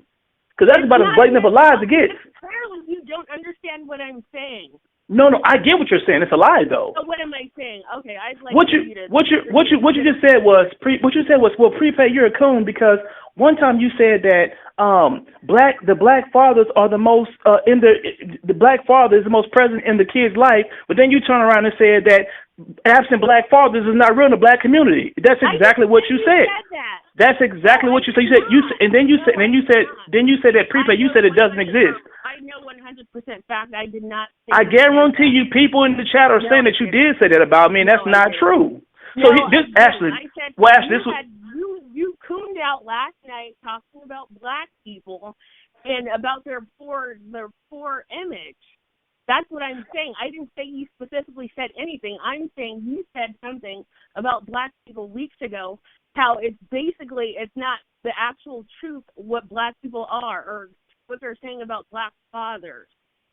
That's what I'm saying. Is you had said they were saying that black people's image wasn't basically real, or the absent black father was untrue. And now, yesterday, you were saying, "Oh, black people aren't shit." That never happened. See that you have to stop that. Okay. Well, since now that you're done lying on me, hopefully you're done now. So now, are you done? Because I'm ready to dig in. I'm ready to dig in and be very clear. Because one thing about me is I'm very consistent. I don't ever deviate from what I say. I stand on it. It doesn't matter who don't like it. I stand on it. First and foremost, one of the things that everybody is going to agree on is that I pride myself on the fact that if you care enough about a woman to have sex with her unprotected, if she was beautiful enough for you to risk your life having sex with her, because you could have caught a disease, you could have died, anything could have happened to you. If you love her enough to do that, you should love her enough to put a ring on her finger. That right there eliminates the idea of a one-parent household off the muscle. Off the muscle. Just Sarah now, donated last night, the black mentality, what I was talking about was how we have children, and if we are no longer with the mother of the child, we no longer is in the child's life how we're supposed to be. That is the comment I made. That is what happened. If anybody in the chat is disagreeing with me right now, just come out and say it. Just say that's not happening. Hold on now, Miss Ashley. Now let me finish. Yeah. Okay. What? Hold on, Miss Ashley. With over 90% of marriages ending in divorce, how would that make you not a single parent? Wait, hold on, Miss Ashley. If you get married to the mother of your child and it doesn't work out and you get divorced, guess what? You still have two parents. They've at least tried. You at least gave it a try. These people, okay, no, Ashley, people don't. What you said being married when you have children eliminates not having a two-parent household. But when 90% of marriages end in divorce, how does they don't? How is it that's not true. Household? First of all, Ashley, 72, Ashley. What? Ashley, divorce rate is only 72%. So how does 90% of marriages end in divorce and the divorce is only 72%? It's 72.3% right now in America. After 10 years, it is over 90%. 5 years. Okay, Ashley. Okay, do me a favor. If you have people get children are 18 years old, or you rear children for 18 years. Okay, 18 years old. So Ashley, so what? Ashley. So having a two-parent household for half of your life, does that negate the fact that you're in a one-parent child or a one-parent household for the rest of your child years? Oh, first and foremost, you don't even understand the dynamics that you're trying to debate to even help you out. I do. Okay, well, obviously you don't, because if you're debating what the benefits are of a two-parent household, you have no fucking idea what you're talking about. You are debating it because the fact of the matter, okay, no, Ashley, if a man values a woman's vagina enough to have sex with her without a condom, he should value enough to be there for his child and get married and become a family. There are benefits in becoming a family. Do you understand the difference between community property and separate property? Do you get the difference of it? Right, but what does that have to do with over 90% of how marriages ending in divorce? Or 75%. So how would this translate? Well, let's think about this. You just said 90% of marriage and divorce after 5 years, right? No, after like 10 or 15, I think. Okay, 10 or 15. Okay. Well, you said 5. Now you saying 10 to 15. Okay, you said 5. Now you said 10 to 15. We'll use 10 to 15. Okay, I said 75 after 5 years and 90. 75. Okay, so what number? What number do you want to? What? You tell me. Okay, well you tell me what numbers you want to use, and we'll go with that. I'm good with whatever numbers you want to use. Do you want to use 10 to 15 years after divorce, or do you want to use the 5? We can use the 5. You want to use the 5? For the first 5 years of a child, we'll use a little black boy, okay? Little black boy, okay? For the first 5 years of his life, his mother and father lived in the same household. Within those first 5 years, anything that's acquired as considered community property will be shared regardless of the fact. So that means the father and the mother purchase a home, right? That's considered community property, okay? In that 5 years, make sure we're on the same page. In that 5 years, if the father or the mother started a business, that's considered community property, right? Right. Okay. In those 5 years, when that kid is developing, at the age of 5, what sports do a kid usually start playing at the age of 5? What? What sports would a kid start developing? What sports would a kid start playing at the age of 5? Tell me. Probably soccer. Soccer, t-ball, Pop Warner football. Do you know what all those sports have in common? You are interacting with other kids of your same age, and you are interacting with a coach. Do you see the development here? Do you see how the father in the life will develop with the coach? See, if you have your father in your life and he teaches you how to respect your father, you would then understand the discipline and respect your coach. Now, let's twist it. Let's give it all back. I have a father, so I don't need a coach to coach me. Well, no. But see, you miss. Kenneth But see, now you missing the. But see, now you missing dynamic in the black community. So you say you have a father, so you need a coach to coach you. In the black community, majority of to coach me, a coach is just coach. I wouldn't look at him as any more than a coach. Okay, and see, here's the problem. In the black community, majority of our coaches are raising our kids. Nothing wrong with that. Now let me tell you the dynamic. Now let me help you with the dynamics of that. But you got to make my point now, because you asked me. I'm gonna make my point now. Wait a minute. The problem we have is that majority of kids need something in their life to keep them off the streets. Majority of our black kids can't even play in a sport because they don't even respect the coach. The reason why they don't respect the coach is they don't have a father to even tell them how to be respectful. So now this coach can't even tap into the raw talent of who these kids could possibly be because they such fucked up people. These kids are so fucked up. They don't trust nobody. You want to know why? Because they've never had anything consistent in their life. The reason why sports enables so many people to finally become who they're supposed to be in this world is because it's teaching them discipline. It's teaching them respect. It's teaching them accountability. It's teaching them responsibility. They've never had that. They've never had that. I used to play football with kids who, when they got their first pair of football cleats, was the first pair of shoes they ever owned. Think about that. I mean, that's not my experience. I literally couldn't. I don't know about that. Well, see, and that's the thing. When I'm talking about it, I'm talking from the black mentality. I'm giving it to you. I'm bringing it to you full circle. That's why I don't mind giving it to you from. I give it to you from any angle you want it. I can give it to you from a 10 to 15-year-old. All I'm saying is how does this literally has nothing to do with what I asked. I mean, I literally took what you asked me and I gave it to you any way you wanted. Whatever question you got next, I can give it to you any way you want it. However you want, I can deliver it to you.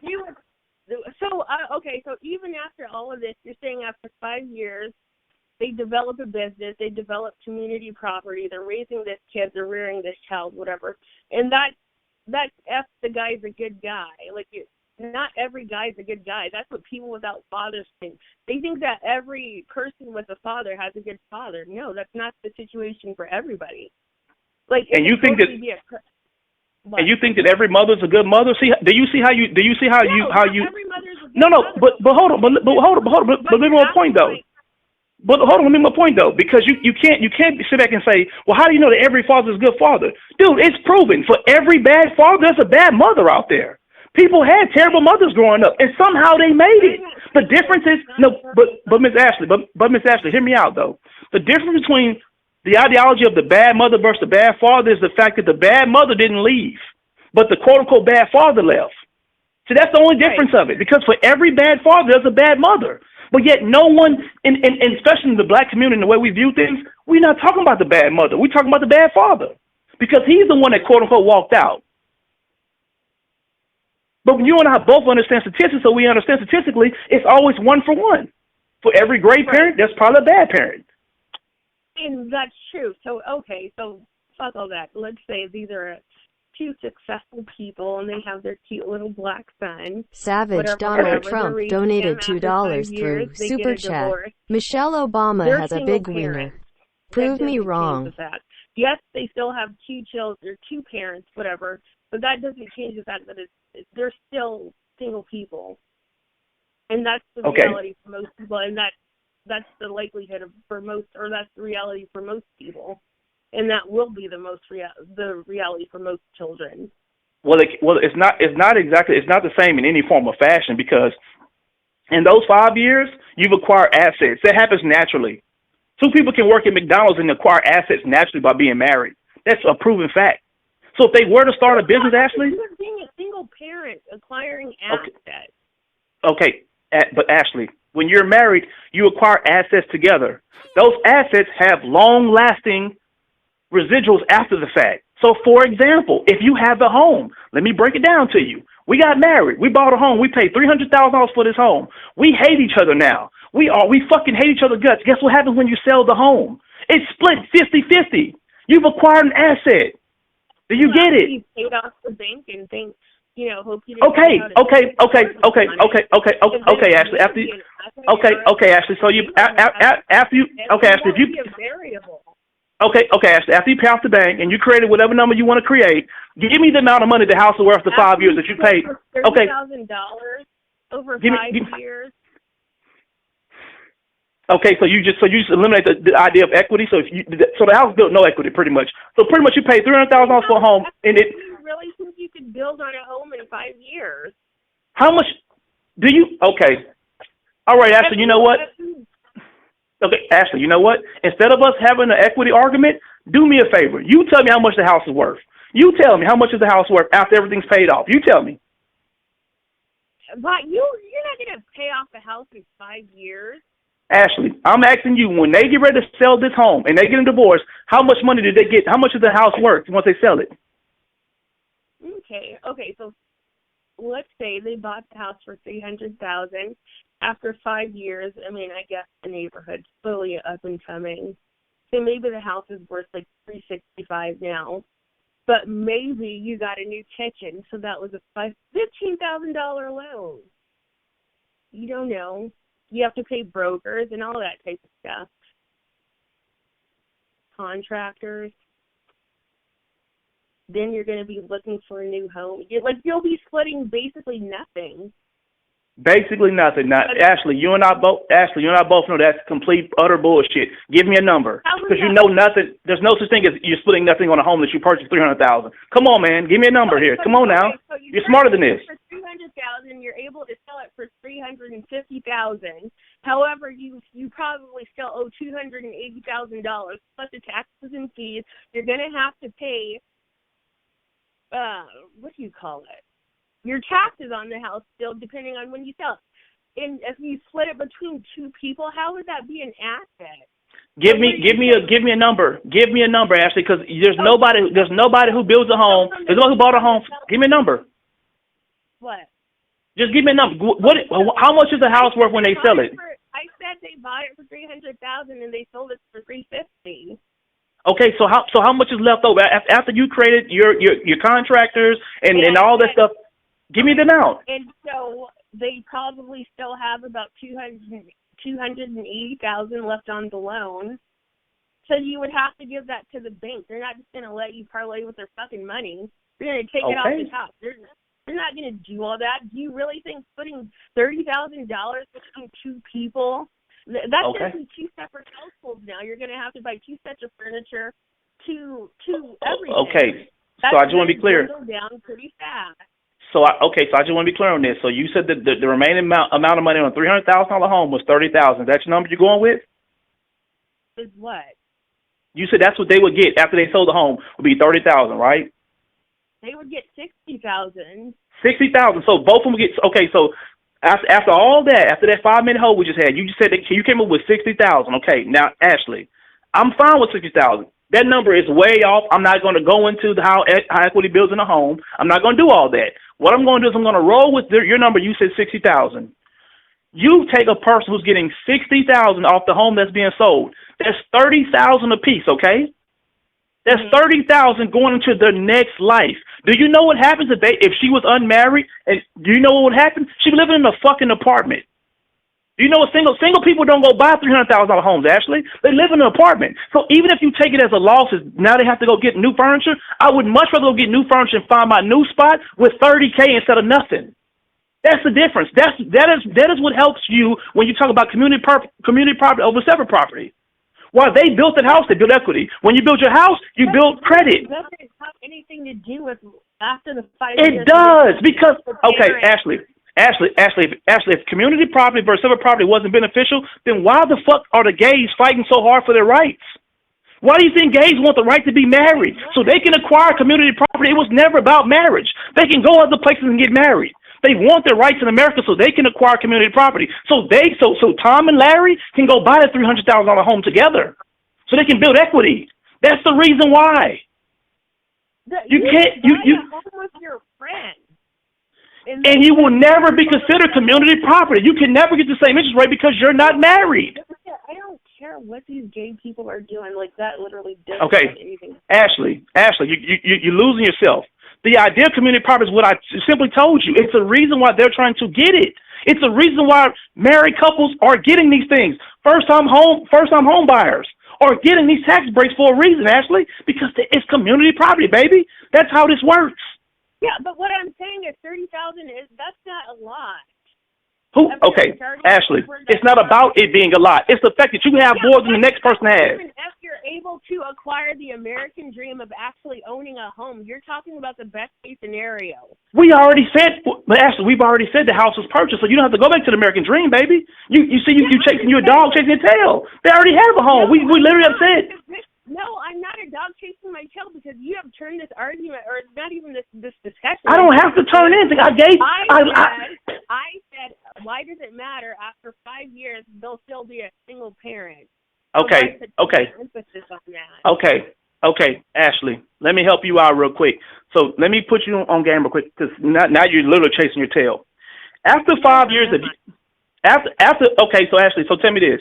So as you know, community property, how it works is that anything that you own is split evenly, which is in your succession, correct? From the divorce, okay? So any cars that were acquired, that's a part of community property, right? We on the same page here? Okay.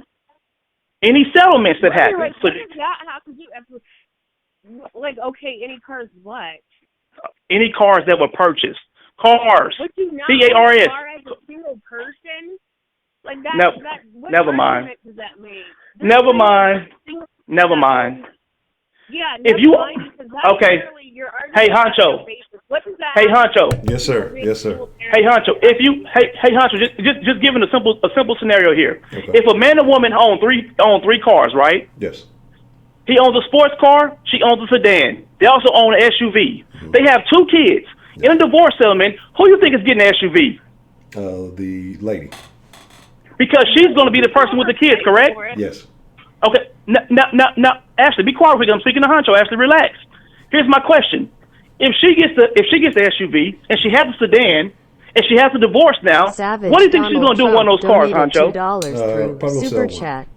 Oh, well, I'll be damned. Once you sell a car that you did, wouldn't that be considered an asset? You literally just sold a car. Am I hiding the ball from her? Or like, is this concept really that hard? Is what concept hard? Ashley. So even to help you out a little bit more, since you just don't understand how this divorce something will work, Honcho, me and you could talk because maybe you may know a little bit more about this. Mm-hmm. If you have a home and it's worth $300,000, and y'all get a divorce and you decide you want to sell it, and you have 3 kids, y'all been married for 5 years. What do you think the judge is probably going to rule when it's time for you to, quote unquote, decide to sell this home? That I'm depending. That I think the lady's probably going to have more leverage than you are. So if she decides that she wants to keep the home, so what do you think the judge is probably going to rule? Would you be able to sell the home, or would she be able to keep the home? She's going to keep the home. Now, once she decides to keep the home, would you think that the well, hold on, just We'll just wait a second here, Ashley. Because if I had to be a betting man, I am a betting man. If I had to bet, I would bet that the judge would say, you know what? Y'all built that home together. This is the lifestyle you've created for your kids. You know what, sir? You were held responsible to make sure that mortgage get paid every month. Do you think that would be out of the norm, Honcho? No, I don't think so. That's he was maintaining her and making sure, and that was yes, he made more than her. That's not. That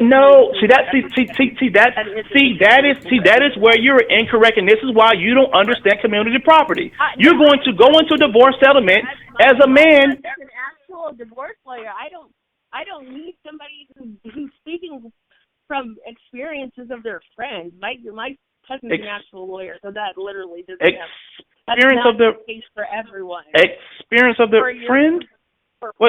I said that the few experiences of your friends has literally nothing to do with my cousin. Why would I? But always go that way. But Ashley, why would? But Ashley, why would I have to go off the experience of my friends? Because that's not the case in every situation. No, but you just said your cousin is a divorce lawyer, right? Right. I've done numerous family law cases, Ashley. I'm an attorney. Yeah, but what does that have to? My cousin's a divorce lawyer. That has nothing to do with anything. Okay, so wait. So your answer is valid because your cousin's a divorce attorney, but I'm an attorney and I've done family law and I've done divorce. But hold on, Ashley. Wait a minute, Ashley. But your cousin that's the gospel. But because I'm an attorney and I've done numerous divorce decrees, it doesn't count because your cousin is a divorce attorney? How the fuck does this work? She's a specialist, yeah. They're a specialist? Wow. The law is the law. You don't even understand how law works. Baby girl, any attorney can practice in law they want to. Okay, so he practices primarily in divorce and family cases. So that would be his type, or that would be his practice mostly, would be family and divorce. So if he decided that he wanted to take a personal injury case, he couldn't do it? He would be able to take a personal injury case. So basically, because he's your cousin. Right. So because he's your cousin, it holds more weight than me because okay. No, since my cousin has told me different. I just asked you something and you said no, it's like that all the time. And I That's not. See, once again. See, I did not just say it's like it all the time. See, once again. There you go again. You are horrible at this. You are failing miserably. Savage Donald Trump donated $2. Yes, you are. You are failing miserably. I just gave you an example. You just told. Report a hate crime. Because we're so far off the subject. The reason why we're off the subject, Ashley, because you won't go off what I'm saying. You go off what you want me to say. No, I'm not hard to read, baby. I'm not hard to read. My whole reasoning for all of it wasn't even this. Like, I don't even know how we got to this point. This is like too, I don't know. It's off the subject. But. Well, the reason why you don't like the way this conversation is going is because I literally gave you a rope and you hung yourself. I asked you which numbers you wanted to use, and I took them and I killed you with them. I asked you for something and I killed you with them. And then, but Ashley, after I made my point, Ashley, you know what you did? No, Ashley, after I made my point, you know what you did? You then said, well, that doesn't count because my cousin's a divorce attorney, and you're telling me what happened to your friends. I'm like, wait, what? Wait, and even after I told you, I've done divorce, I've done family law, I've done divorce decrees, it still wasn't sufficient because your cousin is somehow a specialist. And then I asked you, how the fuck are you a specialist in law when you can practice in law you want to? And that still wasn't sufficient because at the end of the day, I did not say you couldn't practice any type of law. No, Ashley, I asked you. It's just like having a doctorate. You could practice any type of whatever you want to, but if you practice a certain case, you have a certain specialization for a certain area. That would be. There is no, baby. There is no specialization. No. And you completely, Ashley, you're wrong again. Yeah, well versed on that. Ashley, you're wrong again. No. You are completely wrong, Ashley. Once again, no, I'm not. An attorney doesn't have a specialist. Doctors do. A chiropractor does. I didn't say okay. that. I said he practices practice primarily and divorced it. Okay. That's what And you just said a doctor. If you're a doctor, you can practice any type of medicine. No, you cannot. Doctors have have a specialty. Attorneys don't. You can have a specialty, but if you practice family medicine, you can generally do whatever you want. Even a dentist could perform surgery. And there are dentists that have No, they don't. No, they don't. In some states, dentists are able to perform plastic surgery, and they've gotten in trouble for that. Yes, they have. So why did they get in trouble? Well, Ashley, why did they get in trouble then? Why did they get in trouble? I'm saying because that's not their specialty. They're legally able to do it. And they should have the knowledge to do it since they're a doctor and able to perform it, and the law is giving them leeway to perform it. No, that's not how this works. They know everything about it. What? That's not how this works. That's not how this works. Ashley. If they're able to perform plastic surgery, and they have been performing plastic surgery and messing people up because that's not their specialty, what does that have to do with what we're talking about? Because once again, you're wrong. You're confusing the practice of law with the practice of medicine. Ashley, you just told me. Okay, whenever you're done, let me know and I'm going to clear it up. Let me know when you're done, because talking on top of me is not going to change my opinion on this, because I know I'm speaking in fact. I'm not talking over you at all. That's what you've been doing, though. No, I'm not. I got out a pen and a pad so I can give you these real figures. Okay, well, let me know when you're ready, because I would love to prove what you just said was 1,000% correct. What? 1,000? 1,000 what? What are you talking about? Oh, I think I have an echo. Just sounds good.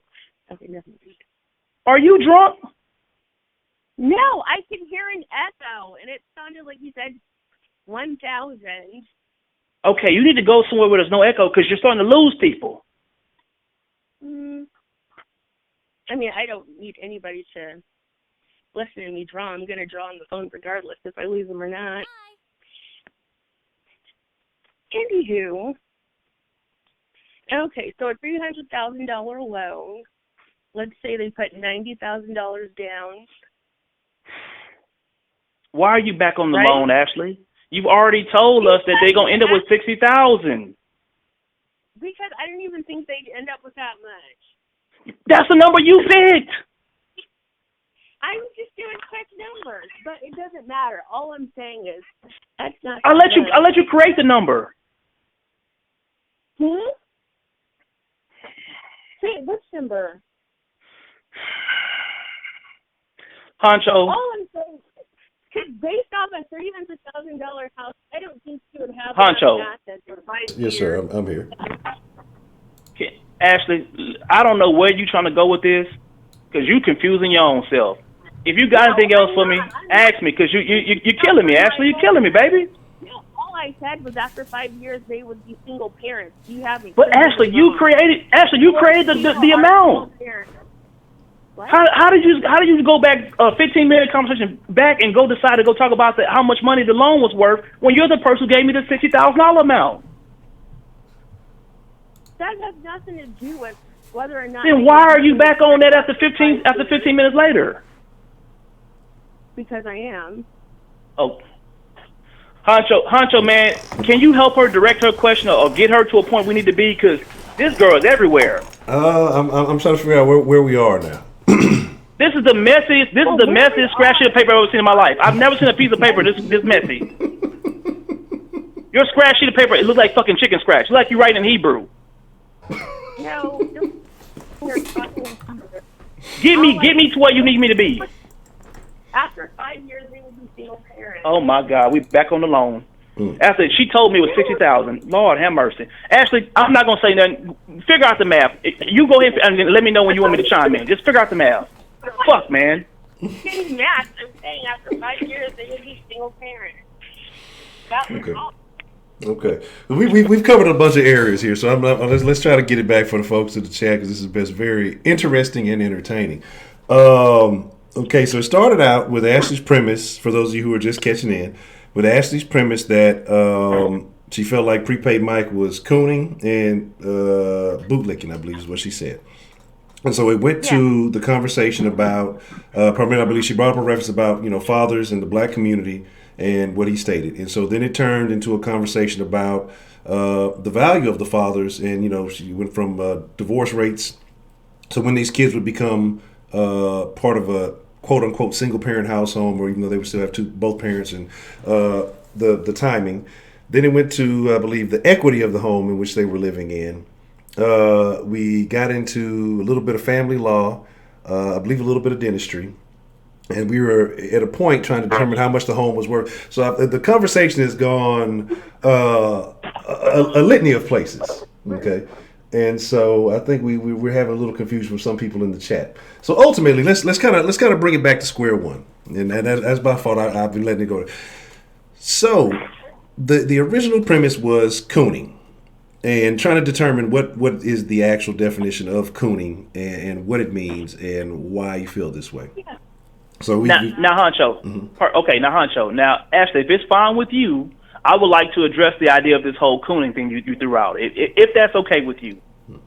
Oh, of course. Okay, are we past the loan? Can we move past the loan? We good on that? We're definitely past that. Perfect. Boom. For anybody who remember what Ashley said in the beginning, she goes, well, I just feel like Prepaid be cooning and he be bootlicking, and he does make a lot of great points, but I feel like he's cooning to get a rise out of people. Ashley, this is who I'm as a person, baby. I'm not getting a rise out of anybody. Since day one, I'm not somebody who said this a long time ago, but then he retracted it. This is who I am as a person, baby. I don't make excuses for the black community. You know the reason why? Because people like you, people like me and you who have education, you said you work for yourself. You have your own business, right? I do. You have your own business. I am very proud of you being an entrepreneur. But if you go back to black people and you make up the same fucking excuses that got them where they're at right now, you are no worse than anybody else you make fun of. You are no different than the Sean Kings. You are no different than Poverty Pimps. You want to know why? Because you came out of the same place they came out of. If the rose can grow from the concrete, then so can their rose. But what you want to do is you want to talk about how bad they got it and why they can't come up, instead of saying, you know what? Life is fucked up for black people. We do have it harder. But you know something else? We can't all achieve. We can all achieve if this is what you decide to do.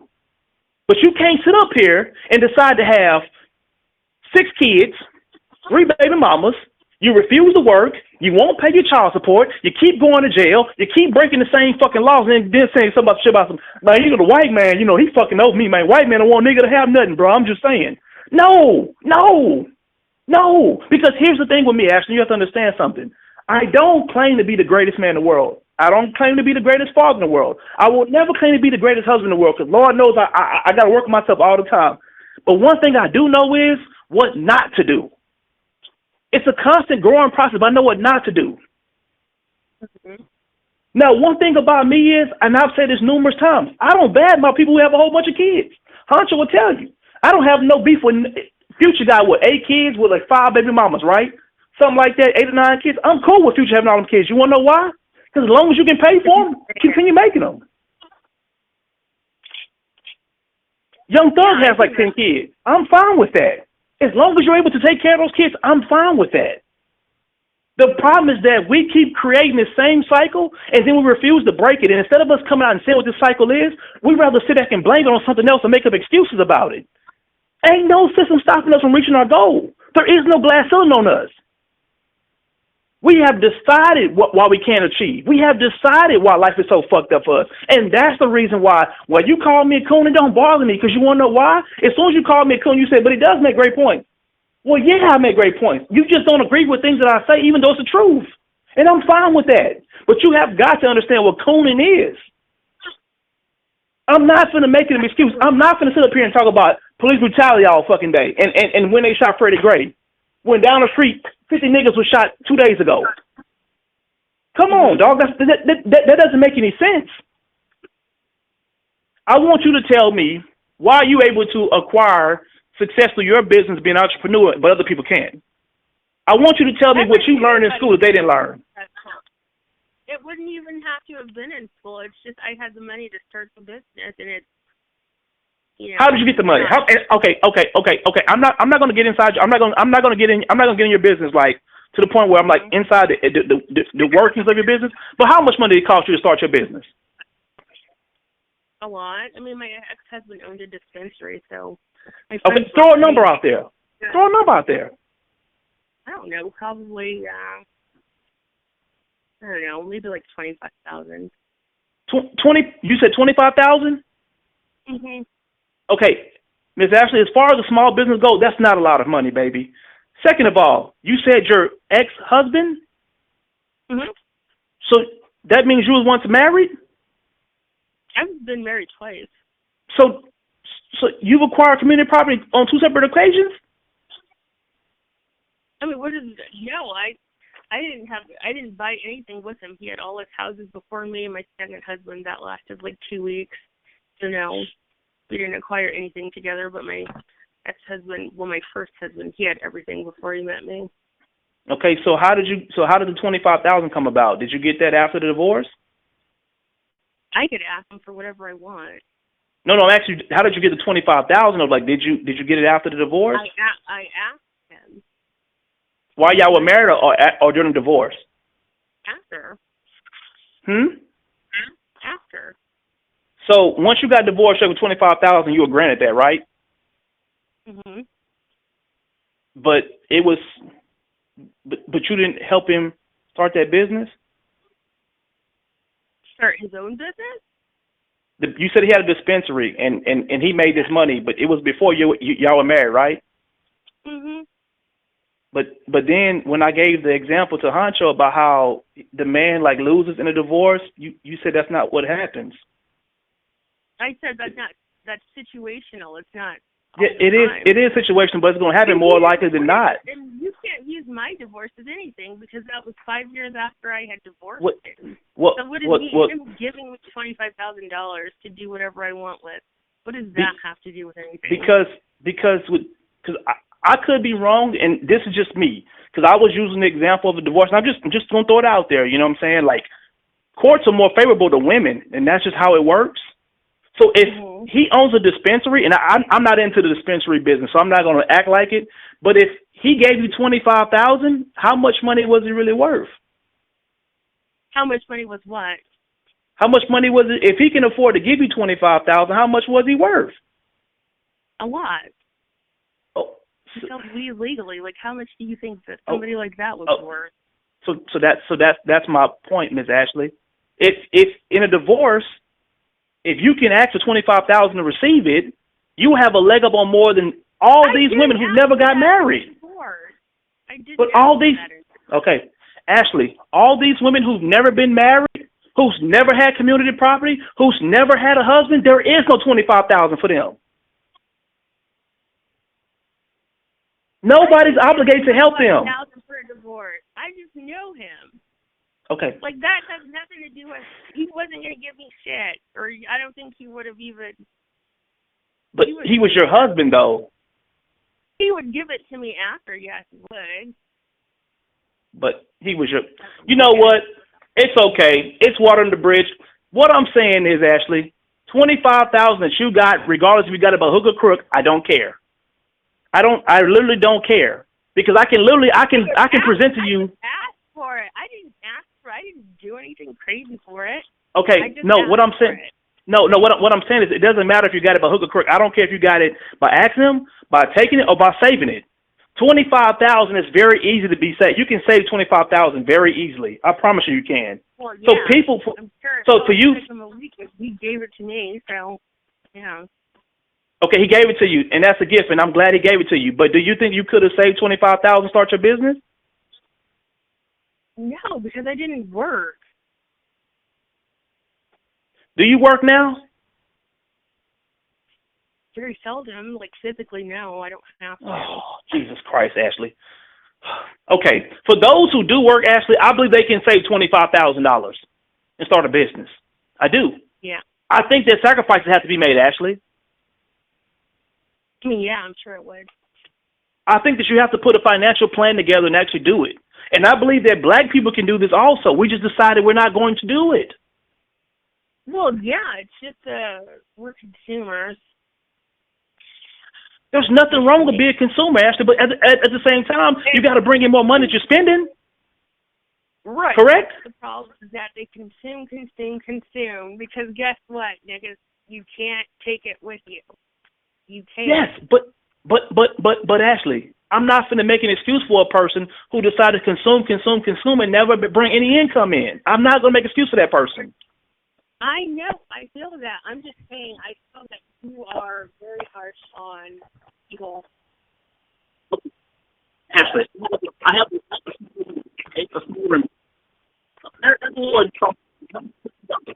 Hello? It just sounds like somebody's typing. There. I'm not sure what happened. Prepaid, you still there? I'm still here. Can y'all hear me? Okay, yeah, you can hear you now. Yes, I can hear you. Okay, Ashley, this is just me just speaking from a nigga standpoint. Can I do that with you? Sure. If I was serious about saving $25,000, okay, most black men like Air Jordans, okay. A pair of Jordans, I say, range probably about $160. Now that's give or take, cause some on the higher end, some on the lower end. The Christmas Jordans cost about $220. If you take $160 times 12, puts you at $1,900, okay? Mhm. That's for 12 releases, okay? That means that you bought one pair of Jordans per month, okay? Do you know that Jordan usually has about 2 or 3 releases per month, right? I mean, I guess. We on the same page? Yeah. Sure. Okay, so that's what I'm talking to you as a nigga. If you purchase all 3 pickups per month, that would put you at right about $6,000 for the year, okay? Mhm. If you eliminated the $6,000 of Jordans that you already have that shoe in the same colorway, you would have saved $6,000, okay? That's $6,000, okay? Mhm. That's a small. So let's see that. What percentage of 6,000 will go into 25,000 of the goal? See how small that is? Yeah. Now here's the better plan. For it. We're talking about a pair of sneakers that you didn't even need. No one needs 3 pairs of sneakers per month. So this is a small portion of how we're doing it. Okay. Now you mentioned something about marijuana, right? Majority of people who in the black culture smoke marijuana, correct? I don't smoke. Yeah. Ashley, help me out a little bit. How much do you think a person, let's say around my age in their 30s, how much money do they spend a month on marijuana, if you had to guess? Throw a number out there. Per month. I don't know, like $50. You said $50? Yeah. Do you know niggas are smoking gas? They not spending $50 a month on no fucking weed. I mean, I don't know how much people spend on weed. I spend nothing on weed. Ashley, there's people who spending $40, $50 on a gram. Okay, so What you been doing with your life? I don't purchase weed. I don't have. Okay, but you gotta have a better feel for this. Okay, so maybe $100. I don't know. For some Reggie? I mean, Don't nobody smoke that no more? Okay. That's what I don't know what people are smoking. I'm saying, but I don't pay for it, so that has nothing. I don't know Okay. what people are smoking and paying for. Okay. I'd pay Ashley. $200 a month. You said $200? Yeah, $200, like $50 a week, or. Yeah. Okay. Ashley, you said $200 a month. I'm gonna roll with $200 a month. Okay, we're on the same page. Okay. Mhm. Times 12 is $2,400. Okay. Mhm. That puts us at almost $10,000 by just not smoking dope and buying Jordans. Yeah. That's 10 racks. Mhm. We're what, 45% there on the way to getting our $25,000? Yeah. Okay. Here's another question for you, Ashley. Let's say we decide to do something like take care of our health, something that black people need to do. Something that just heart disease kills us more than anybody else, okay? It's literally killing our community. Ashley, how much money do you think a black person spends a month on fast food? Maybe like $150. $150 a month, what you going with on fast food? $150 Per month. like $150. Yeah.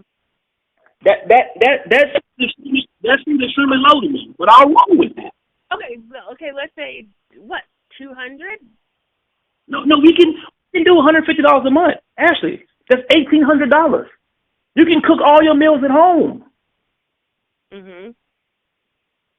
That puts it that's almost $12,000 already. We're halfway there. I just gave you 3 things to save on. So why are we making excuses for these people?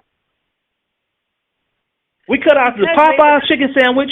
We cut out the Air Jordans. We cut out the marijuana. Now, Ashley, I want to show you something that's very consistent. I want to show you something that you probably even notice about yourself. Before the next time you make an excuse for a black person, think about this, Ashley. You had no idea how much Air Jordans cost. You had no idea how often they release, and you had no idea how frequently niggas buy that shit. You had no idea how much money niggas are spending on weed. Mm-hmm. You just said $150 for fast food, and I'm telling you, people spend probably 5 times of that easily a month. Easily. That's crazy. Exactly, and that's the reason why we can't even make excuses for these people. I'm telling you, Air Jordan releases the same shoe over and over in the same colorway that you probably already have in a different shoe made just like it. I'm not knocking black culture. We like Air Jordans, but bro, you can't have every pair. You have your own business, and you had no idea that niggas were spending like this. I mean, I can't imagine somebody with such little income is spending $20,000. You can't really. You. Okay. Well, Ashley, you know what? First thing in the morning, 10 o'clock, head down to your local mall, and I'm gonna show you a whole bunch of people who have very little income spending all this fucking money. Because if you buying all these Air Jordans, Ashley, you gotta have clothes to go along with it, baby. The clothes cost the same amount. I ain't even throw in the clothes. The clothes alone would have pushed you. That's $24,000. We had $12,000. The clothes alone push you $24,000. You just save $25,000 off cutting out 4 things: fast food, marijuana, Air Jordans, and the clothes to match your shoes. There goes $25,000. Welcome to entrepreneurship. Welcome to your tax break. Welcome to being a business owner. Next, you're gonna be a homeowner. Are we on the same page, Ashley? Mhm. Now you're starting to see why I think the way I think. All right, so here's now you're starting to see the reason why I'm making excuses for people. All right, here's the deal. Y'all done went here for a minute. It's been very, very intriguing. Y'all done almost hit the hour mark. So we're gonna get ready to wind it down. I think we got a couple other people who want to get a argument or two in, but. Have we come to the resolution, Miss Ashley? Are your thoughts still the same on prepaid being a coon, or have they changed, or do you still feel the same way? It's not okay. I guess I don't feel like he's a coon. I still feel like he's too harsh. I mean, I guess wouldn't necessarily, now that I get his reasoning for what he's saying, I don't feel like he's tuning or whatever, but I do feel like he's too harsh. I'm fine with that, Ashley. I'm completely fine with that because life is hard. I'm going to be harsh. Life is hard. I was raised hard, so I understand it completely. We're on the same page now. Hopefully now we can be friends. I'm going to give you some virtual pound, a little fist. You have a great night. Appreciate both of you, baby. Bye. This is fun. All right, good night. All right, Miss Ashley. All right, prepaid. Interesting. Very, very interesting. Let's see what we got up next. I mean, look now. We started off a little slow. Shout out to Solis because Solis got it jumped off. What's the motherfucking deal, man? Who we got calling into the den this evening? Hello.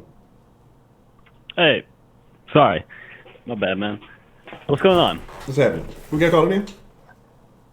Luke. Okay, Luke Fires. All right, Luke Fires. What's on your mind, Luke, man? I don't know, man. I just got brain fucked by that whole.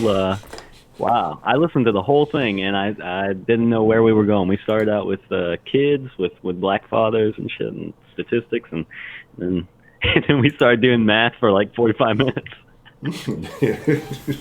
I don't know. What can I bitch about? What can I find? Let's see. How you doing up in Texas? Cold as shit. Yeah. It's not favorable to my liking right now. I'm not too keen on the weather. Oh, I love it. Yeah, I'm white Just dropping Sarah in donated bombs. I'm dropping $2 those through ins, Super Chat. those hard. Prepaid No, needs to be my financial Not advisor. yet. Maybe later, man. You wouldn't be the first. I'm sure. So is there anybody in the chat that has said something that you have a particular beef with? Anything, somebody said something that Oh, man. anyone wants to fight me, I don't know. I don't know what I can say. Chinese food. I'm just scrolling through here looking for something to get angry about. What can I be mad about? I need some PTSD. Nah. Anyone? I think we've all been a little distracted off of our beef. Yeah. Yeah. And when you vote, make sure you put vote and exclamation point as one word so it'll register. Otherwise, it won't register if you have a space in between the two. Okay. Yeah, man, it was a very interesting learning experience, I think, for a lot of us. Yeah. I learned a lot about budgeting. Yeah. I can now afford a brand new house.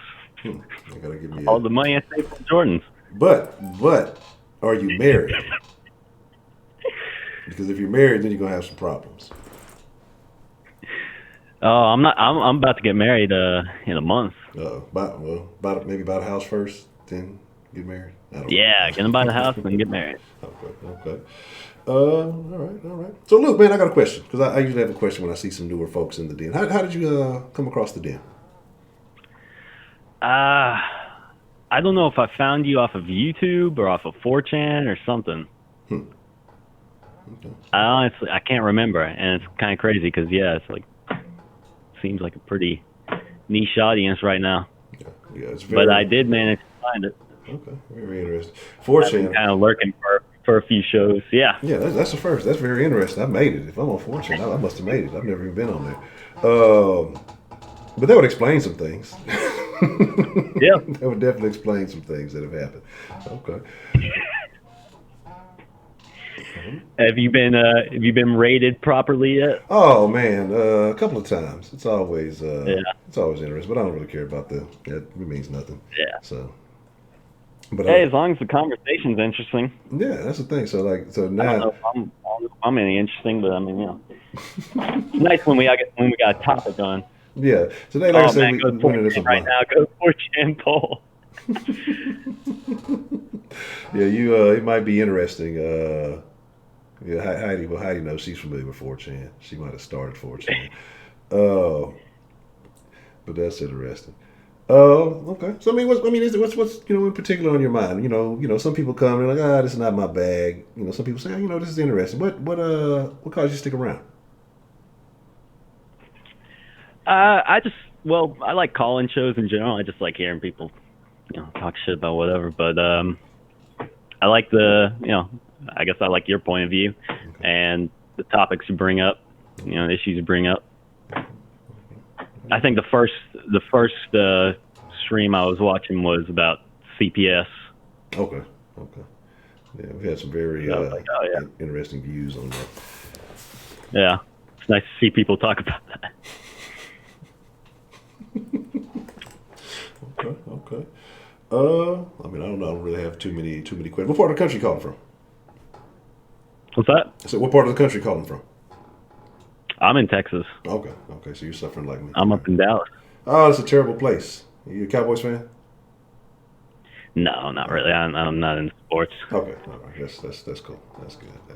Yeah. All right.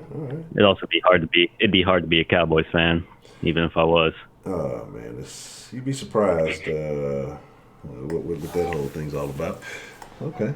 I don't know, man. Like I said, I don't really have too much. Like I said, just whatever's on your mind, man. Like I'm still kind of figuring out what happened in some of the last conversation. Exactly. Yeah.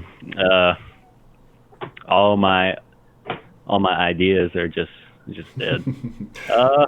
What about were you here for the debate between the two ladies? Let's go through the news and find the story and just complain about it until someone disagrees. Yeah. Well, what about the conversation between the two ladies? Did you catch that one? Yeah, I did. I was around, and what were we talking? They were talking about throwing some woman who cheated out in the street. Yeah, we had a caller, and basically what happened is he came home from work, works 2 jobs. It's his birthday.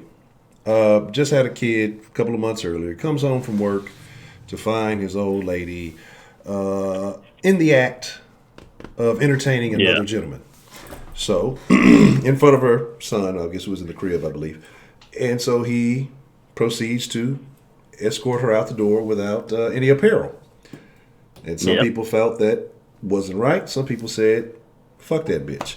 So, what are your thoughts on that? Yeah. Well, I mean, if that's all it was, if it was literally just, all right, bye. And she just walked out and that was it and she was naked, what are you going to do? That's how you made it end up. I mean, that was brought on by her. But, yeah, I mean, anything further really, if it's done in revenge and not in just trying to get her out, then it's not really, it's probably not really healthy. Yeah. Might not be too legal either. Yeah, that too. Always got to be careful, about enacting retribution against women. Yeah. That's a thing these days. Okay. I don't know. Like so what's a particular thing that's going on in the news that has caught your attention? Oh shit. Oh, here we go. This is really important. Han shot first scene has been changed again on Disney. Man, there you go. That's that hard hit shit. I don't know. Man, my feed is so fucked up on Google. Okay. They got me on all these different lists, and they're all terrible. Okay. Well, what are your thoughts about with this? You have any thoughts on these alleged impeachment inquiries going on?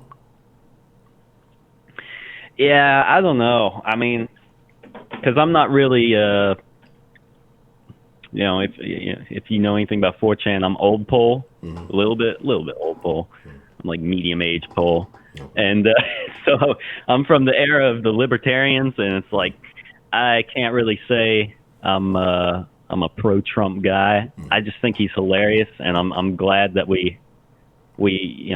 I'm very fortunate to live in a time where he can say the things he says, but then again, I'm not sure I really trust that any of this whole circus is authentic. It seems that way because it's like they keep grasping, and it's I mean, there's that meme about Hillary Clinton about like she had $1 billion behind the campaign, she had this and that, and she still lost, and so that makes me think, well, okay, maybe there's some authenticity here, but then I'm like, well, I don't know. What's he really doing to get us to where we should be as a country, which is where we were more like, 200 years ago in terms of our on the books laws. Going back to like, maybe something that you can at least read in a human lifetime. Okay, so you say less restrictions, less laws, less the nonsense, all the fluffer and the filler stuff. Back then, it wasn't as advantageous for me, but I'm okay with that. Making it a little bit more reasonable. But we will deal with those things. Yeah. Yeah. Okay. I don't know. Okay. I can say, but I can understand that. I think like I say, I'm not pro-Trump. I'm not anti-Trump. I'm here for the show. And there's a couple of things that he's done that I find interesting. I think it's a couple of things that we can deal with. Some 99% stand-up comedy shows. Amy Schumer, at least. Okay. I mean, I don't know. I mean, I have nothing else really to go off of too much. Yeah, I'm sorry. I didn't come in here prepared, calling anybody out. I haven't been here long enough to start any shit with anyone. Oh man, you hang around for a couple of days, you'll get caught in the mix. You express your opinions a couple of times, you'll find somebody targeting you pretty soon. Yeah. Well. Well, yeah, I'm very kind, Shelly. I'm the nicest person you've ever fucking met, Shelly, and you know this. Don't let me start talking about that snapper. Yeah, okay. Well, Luke, man, if you ain't got nothing else to add, man, I appreciate your call there, man. Yeah, if anyone else wants to stop on, that's cool. Right, yeah, thanks for letting me on. All right, cool. Well, I'll be hoping to hear from you soon, man. Cool. All right, no good.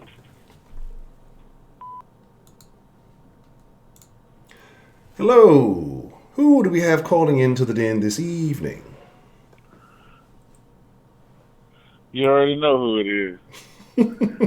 I don't know why this dude trying to commit suicide again. Like, come on, bro. I done already handled you yesterday. I said what I had to say. What do we have going on? what I have a problem with is Broderick. How the fuck you gonna let this man just say fuck Jesus and be like, well, after he said that, there wasn't nothing else I could say. You ain't got nothing to say? Wow, that's crazy. No, Trilla took over instigating duty. See, y'all was talking about me earlier. Shit, I was just trying to get the party started. Look. Man, but yeah, bro, that's crazy. You have definitely you missed a couple of pretty good conversations that I definitely suggest that if you have some time, you go back and check out if you have some time, Roger. Yeah, definitely.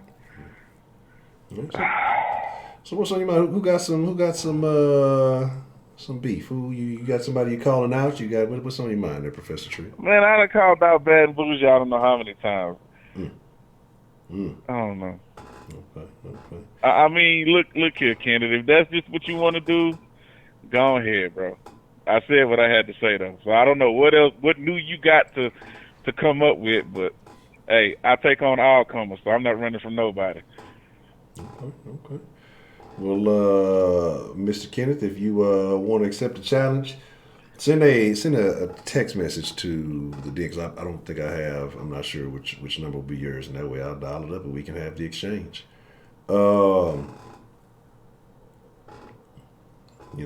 Female pimp. Don't nobody want to debate female pimp because she gonna put everybody to sleep. It'll be looking like the Kush Den used to be when I be falling asleep on the stream.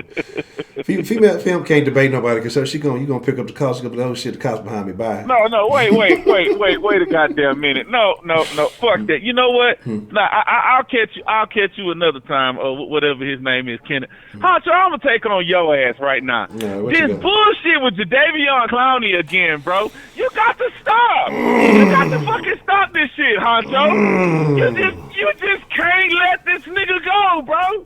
I know you boys look alike. So my thing is we keep coming back to the same. He had one good game. One. Couple of touchdowns. See?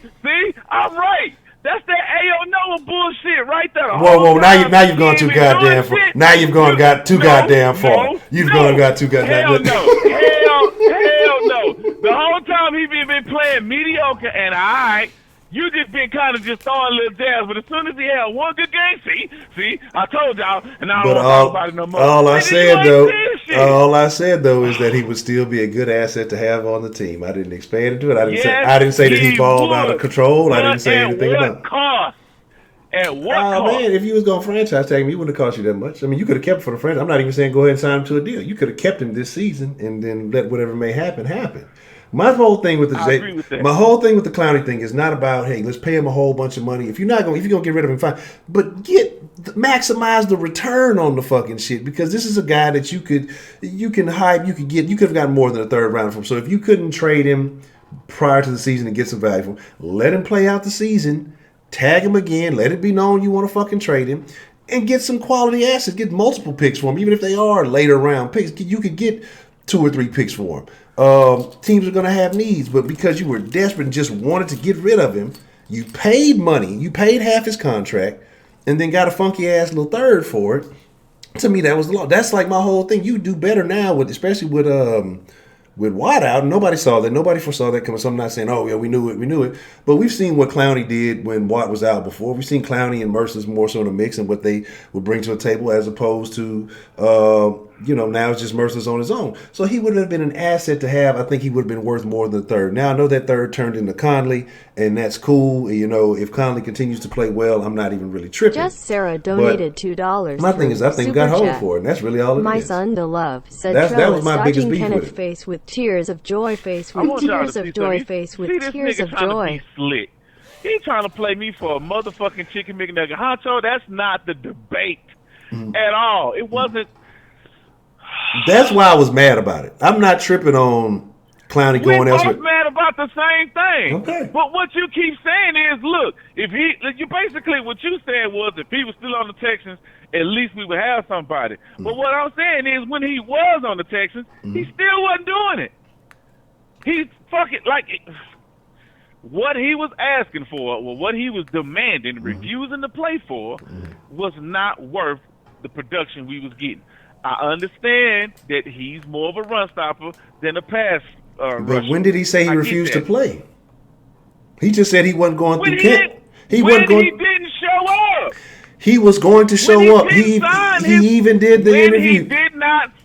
He didn't sign his fucking Because he didn't want to risk injury. franchise tag. Because he didn't want to risk injury. He was training. He was doing his own thing. But He he said coulda- he still could have signed the franchise tag and not showed up, right? he or said wrong? he said he was going to come in, and who told him not to come in? But after It doesn't- they wanted him to. But what I'm saying is he was still going to come in. Players do it all the time. Why don't he have the right to do so? Maybe he thinks that their training regimen is not beneficial to Come on, his health. man. You Donald know Trump how donated ass- $2 through Honcho, Super you Chat. know what front office he's Honcho talking was about right harassing now. Jimmy And of G course, on if Monday. you know, then you know he MAGA knew. 2020. Exactly. So he said, why entertain it? And then when he had the So opportunity. why would he do it if he knew how these whole ass niggas is? But that's my thing, though. So I'm not mad that he's gone. I'm mad at what you got in return for him. I'm not mad that he played his hand, because what he did, he pulled a move that kept most of the power in his hands. So either I'm gonna go somewhere where I want to go. So y'all, I don't even want to holler at y'all. If y'all gonna trade me somewhere I want to go. Because if it would have been up to them, this nigga would have been in Miami right now, suffering, wasting a fucking year away. So I'm not mad at him for the way that he handled his business. I'm just more so mad at if you're gonna get rid of him, that I don't think you maximize the return on it. Yes, I talk shit because I would have rather had Clowney than a fucking third rounder. I think the secondary would look a little bit better, getting a little bit more pressure. Is he the end-all, be-all pass rusher? No. I put more of that on the Texans for not developing him into a better pass rusher with the skills and talent that he has. Of course, we know that he's a great run So stopper. why in the fuck would you want to keep him if you already know we're not gonna play him in the correct position? But my thing is this: you already had him. Why try to make these adjustments and rely on somebody who does not possess but the you skills? had him and was misusing him Okay. This is true. and mistreating him. Yeah. But at least he was playing for you. At least he was still causing havoc. At least he was still causing a ruckus. Again, I'm not tripping that he's not here. But my thing is just that I'd rather have him in a Texas. Well, I mean, now it don't fucking matter. I would have rather had him in a Texas jersey. And then that goes back to, the management. That's more so on them. Like, I can't blame Clowney not being here. Again, that's more of an indictment on the Texans and their misuse than anything else. Correct. And then most of the time when I say these things, what you have to understand, it is not even about, but you got to understand in the sauce, like there is some low-key trolling going on, because there's people who come in there and say some outrageous shit. And so I make these references to stuff just to kind of throw little slick jabs back at them and then move on. Because, this, and the third. And that's why even with some of the comments I make about Watt, it's not about me disliking Watt. I have no issue with Watt. But some of the things I say is because certain people come in here and make these outrageous ass statements and don't own up to them. Don't, it is what it is. Act like they ain't never said shit. So I throw a little reminder out there and then I keep on pushing. So how dare you claim on other people making outrageous statements when you, Wink, and Tenny is smoking crack live on TV? I'm smoking all the crack this week. Fuck Baltimore. I'm fine. I'm one of them Tyrone Bigsby. One of them. Honcho, not again. The bro. only You reason going why, back, you relapsing. but I'm not smoking the Bill O'Brien crack. Okay, you got to understand. I'm on some new crack. I'm on that new shit. I'm on the Deshaun Watson crack. All right, I'm on that shit. I'm on that new shit. I'm on that Flocker. I'm on that Deshaun Watson Flocker. I ain't fucking with that Bill O'Brien shit. Deshaun Watson ain't selling no bullshit though. We know what he getting. Okay, so have you seen? We know he's good and legit. So let's think about it. Bill O'Brien is the motherfucking criminal. But think about it. When Deshaun Watson faces superior quarterbacks, what does he do? What are you guaranteed to get from Deshaun Watson? When he's playing penny ante quarterbacks, That's what you're guaranteed to get is a fucking L. But is it ever Deshaun Watson's fault that you get that L? Who do you blame those L's on? Do we get an L or not? But what I'm saying, I said, what do you get from Deshaun Watson? That's though? what you're talking What about. do you get? Okay, but you avoid L. no. But what do you get from Deshaun Watson? You get a stellar game. This I've already said. This game is on rack. This game is on rack. It don't get you shit. But listen. We're talking about star quarterbacks and what Deshaun Watson gives you. Gave you what he gave you against Mahomes this year because he's not that. Veterans give you the L. But when he plays quality quarterbacks on his age group, Deshaun Watson's in the game. You telling me that Lamar Jackson is that dude? All this hype around Lamar Jackson is going to do nothing but fuel the fire for Deshaun Watson, and he's going to come out and embarrass him. He's going to walk away with the win, and he's going to be statistically superior to anything that Lamar Jackson can produce.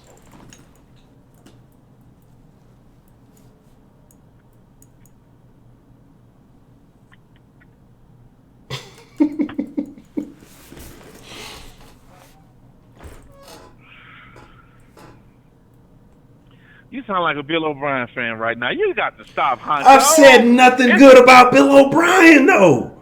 I've said. But it's the. Okay, I'll let you speak. Can I speak now? Okay, all right. It's the same argument that you and I both share. Mm-hmm. Yeah, he may win you some regular season games, but when it counts against a really good team, we taking the L. Mm-hmm. The whole point of going up against that team is to get the W. Yes. As good as Deshaun Watson is, well, I'm sorry, I said that wrong. As great as Deshaun Watson is, it's still not going to be enough to get a W. Man, Lamar Jackson ain't that dude, I'm telling you. But it's not just him. It's the other coach that Bill O'Brien got to go against. And what happens every time he faces a coach that's worth his salt, bro? He looked like trash. This is correct. Even with Deshaun, even with D-Hop. The hardest nigga on our team is a wide receiver. And this nigga carry a purse. Stop playing with me, Honcho. All right, man. But, again, all I'm saying is this. Usually that comes with a quality coach and a veteran quarterback along with that coach. I just don't think that Lamar Jackson. I think Lamar Jackson has more like, as much as I like Harbaugh, y'all know my thoughts on the Harbaughs, that I just don't think. Like I said, I think it's more so Deshaun having a personal. He may not come out and say it. He's gonna say he respects him. He's gonna say I'm a fan and all this other shit. Deshaun Watson got hold for that Heisman, and he's gonna make Lamar Jackson remember that shit every time they meet. That he has what is not his. Not this time he not. Oh, he gonna do it. I'm telling you. No, not this time he not. What you talking? Shelly Cam wears women's clothing. Okay, this nigga dressed like Whitney Houston. Miss me with that. He don't carry the purse shit. This nigga Cam got a bodyguard. Yeah, come on now, Cam. Lord have mercy. Yeah. This nigga, him and Russell Westbrook. Jesus Christ. Yeah. This nigga say Kevin Johnson, 23-year-old with osteoporosis. God damn. Oh man. Okay, so hold on. I'm missing something. Am I missing something? What I'm looking? Hold on, late. What y'all in here talking about? 'Cause y'all don't know if you're arguing with Trio. What y'all talking about? Ain't no telling. Okay. Kenneth, let me see what Kenneth. Sipping my vitamin water. All right, Mr. Kenneth replied. Let me see. Where we at? Just Sarah donated $2 through Super Chat. Is Trill versus Kenneth going to happen? Okay. Oh, no. Person shrugging, thinking, face with tears of joy, face with tears of joy, face with tears of joy, face with tears of joy. All right, so we gonna dial it up. Are you ready for that, Mr. Trill? Hey, it is what it is. All right, give me just one moment, please.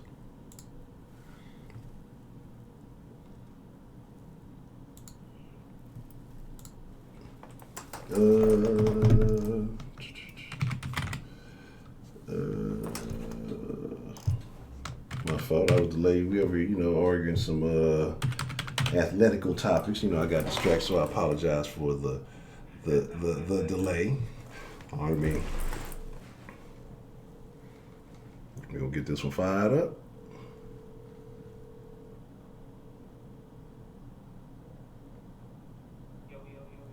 All right, Mr. Kenneth, give me 1 second. Trill, are you there? Mr. Kenneth, you there? I'm here. All right. So let's get ready to rumble, or however y'all want to call it. So what is the particular? I'm not sure who or what is the particular foundation of the beef or the debate that we're having on this call. Ladies first.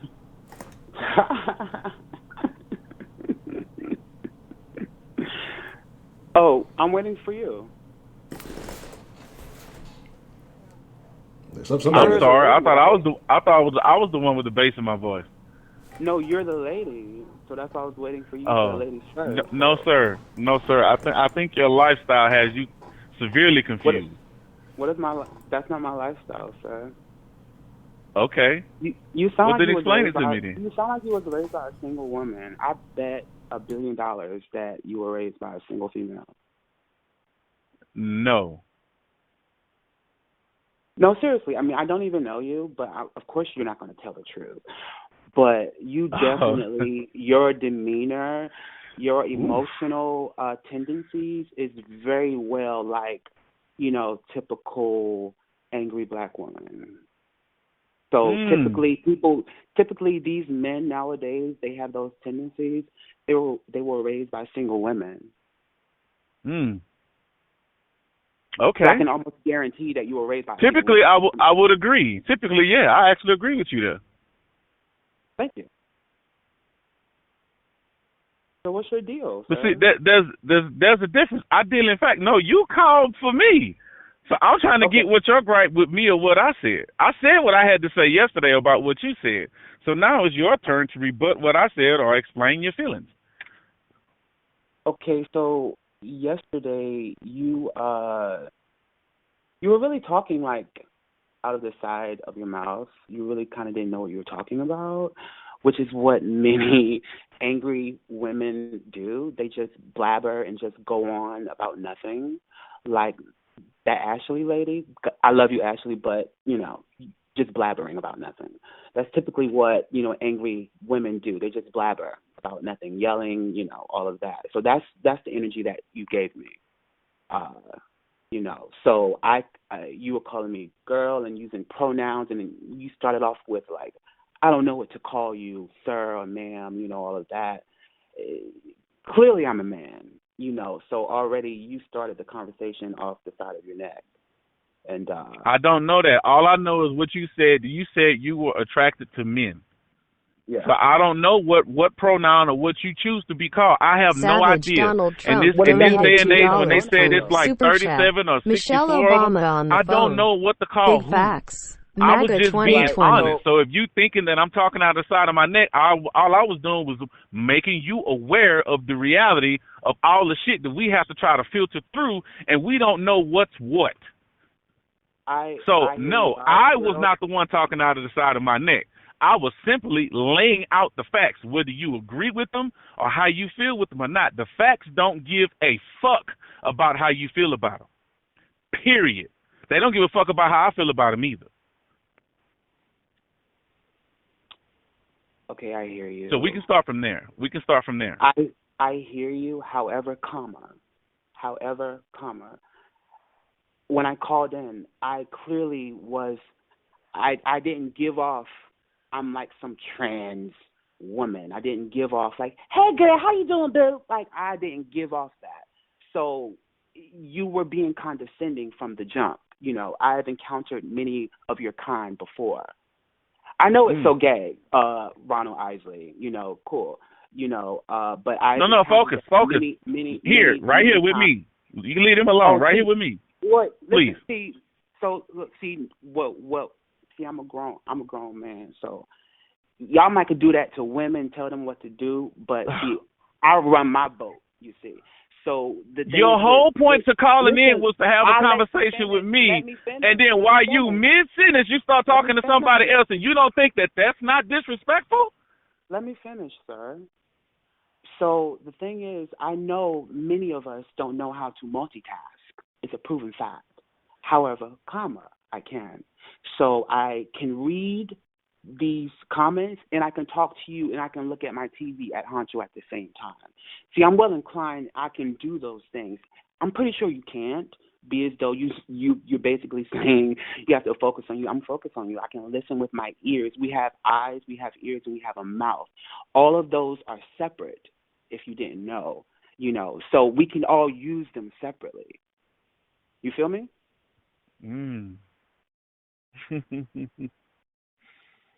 I'm just saying, like they're different pieces on our bodies, and we can use them differently. So we don't have to, stick to one. Agreed. But right now, you're the person talking. You're not saying anything. of value. Okay. You're talking about the 5 freaking senses. Could you please get to the point? That's what women do. Men get straight to the point like I did. I told you the facts, point blank, period, and simple. I did not go around about nothing. But I'm the one Okay. with female tendencies? All right. No, sir. Listen, Linda. So here's the fact. The facts are, from the behavior that you displayed yesterday, you gave me very much Linda tease. You gave me transgender tease. You gave me the tease that you should be in the gay club J setting with a thong on and with your titties hanging out. That is the energy. I don't understand some of these terms. I'm being honest. I don't know what any of that means. Okay, so tease means a tranny, right? I get that part, but I don't know what J setting and all. I don't know what that is or what the point of that stuff is. I don't. My point is that your behavior gave off as if you are a woman, an angry woman, sir. You know, and talking loud and overly emotional and yelling and screaming, thinking that as if you can yell, that makes you right. And that is a fact in many of in the black community. They believe that just because you yell, that makes you right. Yelling does not make you intellectuals. You know, it makes you it makes you look kind of crazy, like you're yelling. You're not proving a point. Do you see what I'm saying? So my point is that while you were berating me yesterday, you were saying all of this, that, and the third, you were acting like a woman, an angry woman. But you're calling me the woman, you see.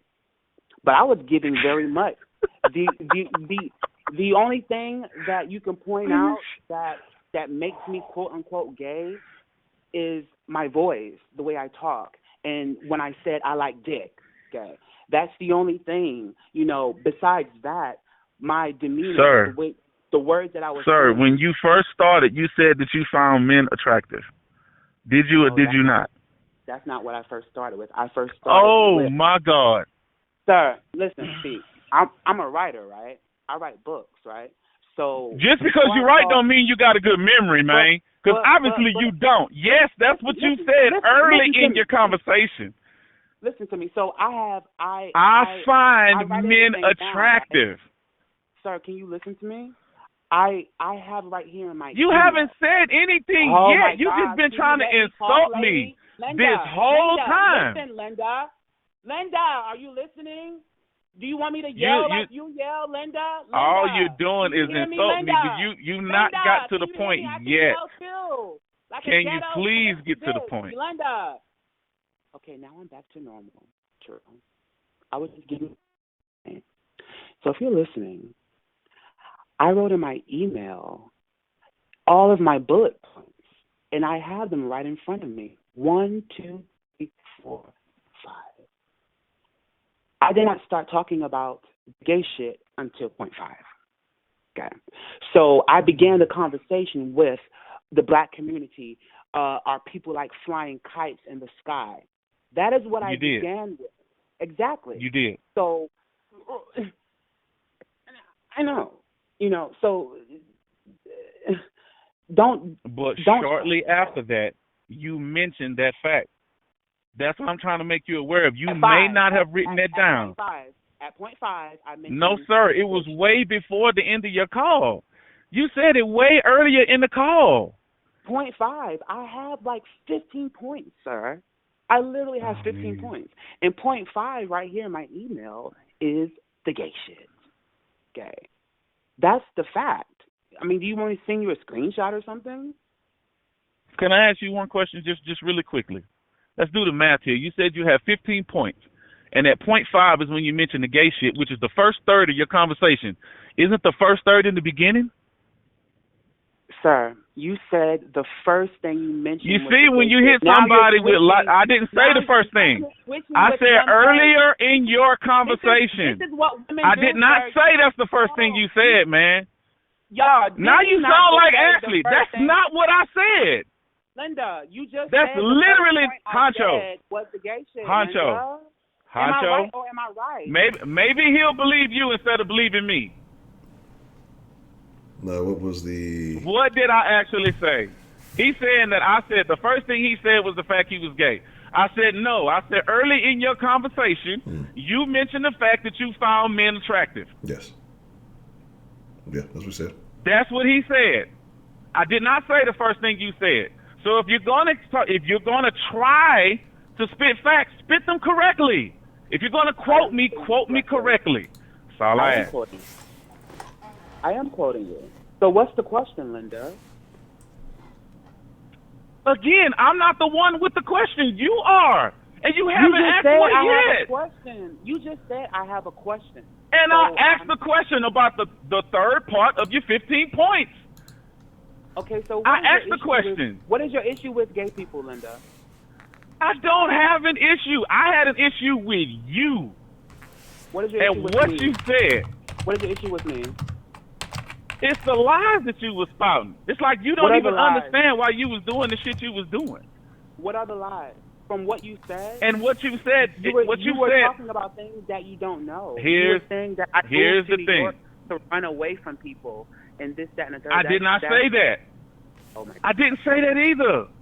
I said you went to New York with people with like minds, so you could be with people that thought the same way you did. No, you said I ran away. You said I ran away. I wasn't the one that said that. Someone else did say that, but it was not me, and it was not on the call. You, again, are mistaken. Okay. You backtrack and see back home and fall back. I haven't backtracked anything. I've been on this show for I don't know how long. I have never backtracked a goddamn thing. I don't know what you're hearing. You're pussy popping on the handstand. Is it insult ain't gonna help you make your case, man? I'm not insulting. You're trying to. That's not insulting. You are trying to insinuate that I have feminine tendencies, which I don't. Yes, I talk loudly. That's natural to me.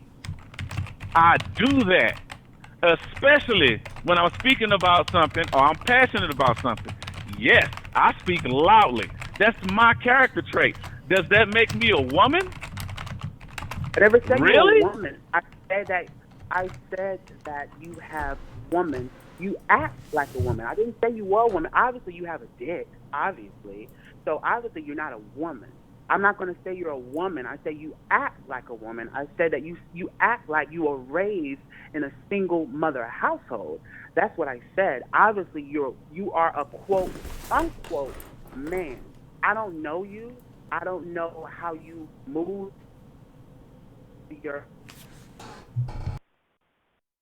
I can is go upon how you portray yourself and how you display yourself.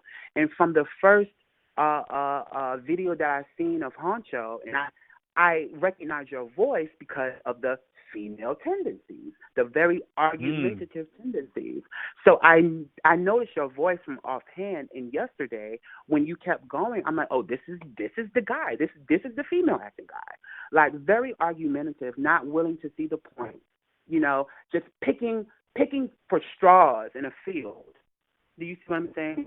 That's like, you feel me or no? I'm listening.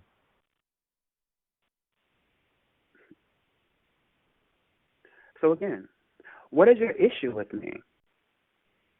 You said that I was talking. You said I was saying a bunch of. I was saying fallacies, which are lies. If you know what fallacy is, the word fallacy means lies. So you were basically saying that I was taking fallacy yesterday. So I want to know what are you talking about? This is the part I find extremely humorous. And yes, in case you don't know what humorous means, it means laughable. Humorous is a very first grade level word, okay? It's very elementary. This right here is where I can see where we're having a problem communicating. Because what you're doing is you're trying to feminize me. And then on top of that... Trill, you feminize yourself. Can I finish my thought, please? So, yo, Trill, just be real. It's okay. It's okay. Like, hey, you have some feminine traits. as people, we have a balance of feminine and masculinity in us, but most men just embrace. I agree with that. So you, in case, are one of the men, quote unquote, who embrace more of the feminine side. And I say that judging from the way you portray yourself on this here platform. It is geared towards the feminine side and less towards the masculine side. Again. And you can say, like, how I portray myself is I'm a whatever. You can say that as well. But from what I see and from not see, but I can't see you, but from what I hear, it's very, feminine. It's very like angry woman. It's very like my man left me with 2 kids and I'm on welfare and I got to take care of these bastard ass children. That's the way you portray yourself. Now, from what you give, like yesterday, it gave me like I hate my job. Like you gave me, I hate my job. You gave me like I may work in fast food. Like you gave me like I'm not happy. You gave me, I was raised by a single woman. That's the energy that you gave me. May I speak, please? Sure, go ahead. First off, again, what you're attempting to do is feminize me first. Secondly, you're attempting to insult my intelligence, which the fact is you really don't know my level of intelligence because I haven't shown it to you. You listened to 2 calls, and you assume that you have me pegged, which you do not. Now, I will give you this. You're trying to be, or you might even be a pretty good judge of character, but I'm not the normal person. I will fool you and I will surprise you. You will never have me pegged. You may think you do, but right when you think you do, I will prove you wrong. So I'm just giving you a warning to not make a fool out of yourself. Secondly, I don't work in fast food. But I'm not going to argue those little jabs. I'm going to let that go. What I was saying was the way that you were making yourself seem, which when you were a child, yes, you were definitely a victim. That was a fucked up way to grow up. I did say that, and I know you understood that part. But what happened after that, you tried to continue to try to make yourself a victim, which you weren't. A lot of people try to make themselves seem like they're special. What I was trying to get you to understand that you're not special. You're just like everybody else. People like to hang around. I'm sorry to interrupt you. You can go ahead. People like to hang around other people of like minds. Everybody does that. You wouldn't have friends where you wouldn't have the same morals and beliefs. You wouldn't be friends with those people. That's what I was trying to get you to understand. That's not a special thing. That's normal. Now, the way that you choose to live your life or your sexuality, that's on you. But what I'm trying to get you to understand, and the part that I really had a problem with, is when you said that you did not like to sit around a group of guys while they talked about how they was fucking bitches and fucking pussy, and you was just disgusted. No. Let me interject you. I said that all my life I don't have many gay friends, sir. Most of my friends are straight, my entire life, straight men. And I said that I never said that. I said that my entire life I have been around men. I've had to sit around them and listen to these conversations, whether they're friends, whether they're cousins, whether they're family. I sit there because we're friends. That's not what I said. And did you not say how that conversation made you feel? Did you or did you not state that? Did you write that down on your 15 points? So basically what you just did was repeat exactly what I said, just replacing a few words. See, that's what I'm saying. We're actually in agreement here, but you just don't see it because what you're trying to do is paint me in a different light. Like I hate you or something. I don't hate you. All I'm telling you is I know you don't hate you're not special. So let me stop you right there. So this is the problem with many people. You can demote yourself all you want to. You can demote yourself to be normal and to be regular and to be simple and to be all of those things. However, I'm not. So you may say I'm not special, but I am special. I am actually more than special. I'm actually more than special. So people demote themselves so low. When you think of yourself so low, your life is low. Okay, my life is high, just like the apartment that I live in. It's high. So Can I ask you a special. question? Do you understand the difference in the meanings of special and different? Yes. You're different. You're not special. I'm both. I'm both. That's where the delusion comes in. That's what I'm trying to get you to understand. That's delusional. But bro, you were introduced to me yesterday, right? So correct. Right. So you can say, from what you can gather from the things that I say, you can say I had a fucked up childhood, I was whatever. You can say those things based upon what I said. From what you told me, correct. Right.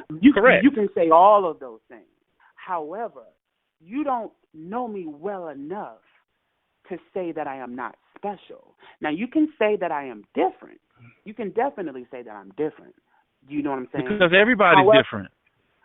I'm sorry? Because everybody's different. Exactly. Nobody's the same. Right. Exactly. But everybody isn't special. I just asked you if you understood the difference in the definitions. I know the difference, sir, but you're telling me that I'm not special. And I know that I am based on, special to me means, special separates. This was my next question. What? What special meant to you? To me, special separates the haves from the have-nots. Okay. To me, special means that this person embodies a little bit more than the average. See, that's why you have. So you mean like an increase in value? Listen to me. That's why they have average. When you're in school, you have an average grade. You have satisfactory. You have below satisfactory. You have unsatisfactory. You have excellent. You have above. You have A plus. Okay, there's levels to everything. Okay, so so special to me means you're above average. Am I right or am I right? So you mean as a difference in value, which is what I was trying to ask you before you went on that whole roundabout way. So special to me is it's a combination of things. It's a combination of your values, your intellectual. If you're putting some sort of numerical or value to something, that's what it means. I'm sorry? If you think you're better, if you think one is better than the other, then this one is more valuable than the other. Those are synonyms.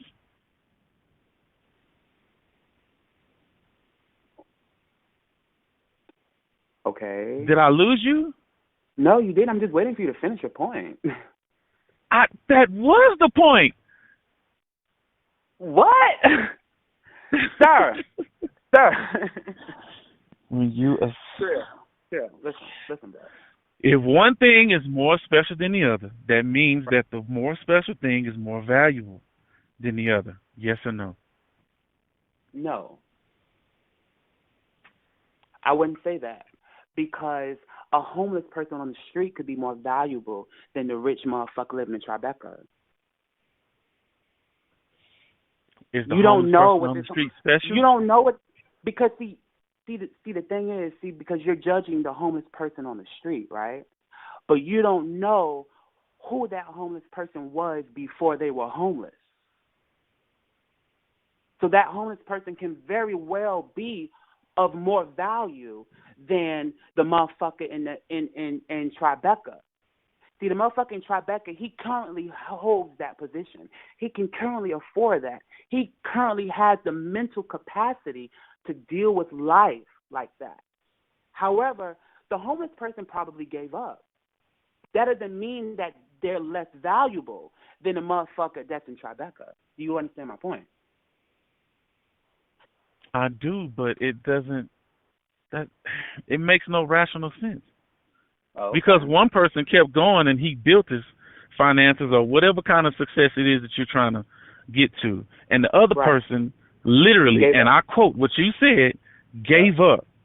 Right. But that person that gave up, the fact that they gave up makes them special? No. And not different? No. So then what are you saying? What does special mean? What makes them special is what they embody, Trill. Their life situation, him being homeless has nothing to do with whether he's of value or not. Heidi Kleindienst donated $2 through Super Chat. Just like an old married couple, top hat, monkey face, gorilla, wolf face, tiger face. See are more important. Okay. Like your honor code. You can't see an honor code. You can't see love. You can't see hope. You can't see many things that are more important than the things that you can see. So you can see the dude in Tribeca with a Brooks Brothers suit on and some Stacey Adams shoes, but you see the homeless guy with holes in his socks in a wheelchair panhandling on the street. That's what you see.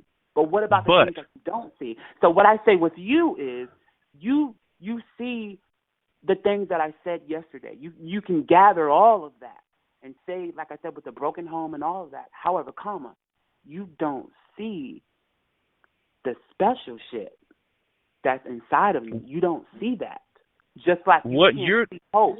Just like you can't see hope. You can't see faith. You can't see love. You can't see those things, but they are very much more important than the shit that you can see.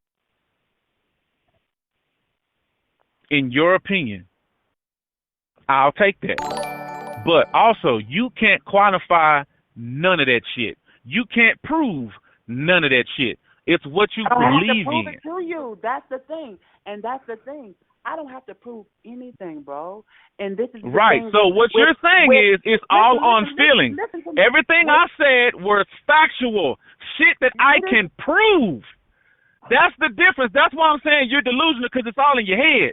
That's why I was telling you your mind is fucked up, because you can't prove or quantify anything that you're saying. None of it. Bro, I can prove it when you So get to know what point me. can you possibly make? I can prove it if you get to know me, but you don't know me. You don't know me. You don't even know. You don't know me. So therefore, one conversation, you're saying you proven whatever. You can say what you prove, but you don't know me. So that's impossible for you to gather the fact that I embody these qualities that you can't see because you don't. Savage Donald Trump donated $2 through Super Chat. Yo, can we get straight raccoon, to the point? raccoon, What raccoon, about raccoon, you, raccoon, in your raccoon, opinion, raccoon, raccoon, raccoon, raccoon, raccoon, raccoon, raccoon, raccoon, raccoon, raccoon, raccoon, raccoon, raccoon, raccoon, raccoon, raccoon. Okay. What makes me special is, I would like to say the top thing that makes me special is the fact that one of the top 3 things is definitely a great judge of character.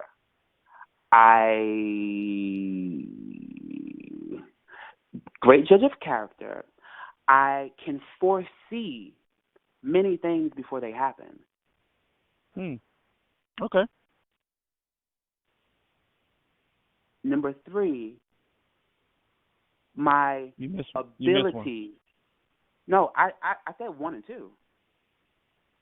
2 is my ability. 2 is my ability to foresee. 1 is, what was 1? I'm drinking. I'm sorry. What did I say? 1 was? That's all right. That's all right. Take your time. 1 was the first one. Shit, damn it. Y'all know what the first one is. Okay, I got you. I'm following. 3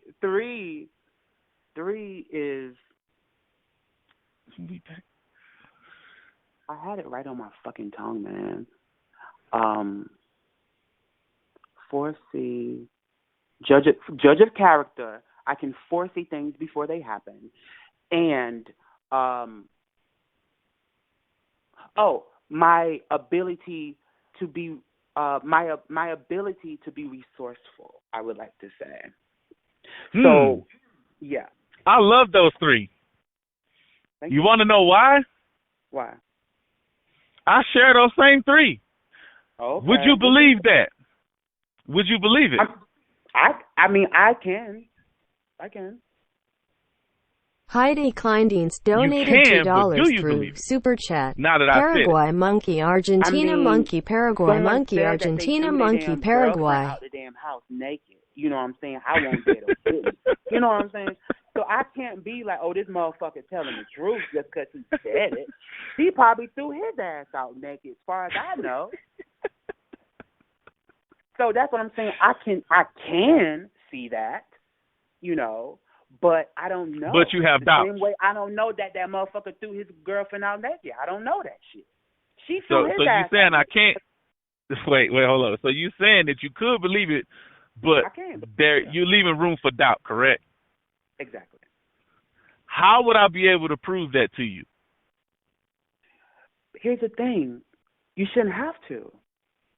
Because as a person who's content with themselves, a true genius doesn't have to prove his genius to anyone. A person who knows Krav Maga or Jiu-Jitsu, they don't have to prove to you that they know Jiu-Jitsu or Krav Maga. They do it, you see. You find out when you test them. That's when they prove that they know Krav Maga and Jiu-Jitsu, when they knock your ass out at one punch. Do you see what I'm saying? Mm-hmm. So a true genius, a person who knows their excellence, a person who knows their specialty, their special ways and things, they don't have to prove anything to anybody. And that's the thing with black people. We have to prove things to people. We have to act like we have money when we're fucking broke as a joke. We're broke. Like, so, yes, Jiu-Jitsu. I'm drunk, damn it. Like, we don't have to prove things to anybody. You know, you find out when you find out. No? Yes and no. That's partially correct. I'll give you credit for being partially correct. But where we are, especially in the way that everything is set up because of the way it's been run since the beginning and the creation of this country, we are behind the 8 ball. A lot of it is because of our own doing. But there is some of the other parts that things are set up in a certain way. Okay, so when you say that we don't have something to prove, we do every day. To ourselves, bro. To ourselves. No, That's the only person that's no, sir. to. See, this is where you and I differ. Because if you really are that dude, you don't have to remind yourself. You know. You have to make the other person know. You have to make the other person. It's just see. Here's the thing. Let me just put this analogy in front of you. Okay. Do you know the difference between an excuse and a reason? Yes. It's perspective. A lot of people don't really know that. It just depends on how you're looking at it. Looking at it from your point of view, and I understand your way of thinking. I think differently. What I'm saying is when the guy challenged him at the McGraw, whatever the hell it was you said, let's just go with jiu-jitsu.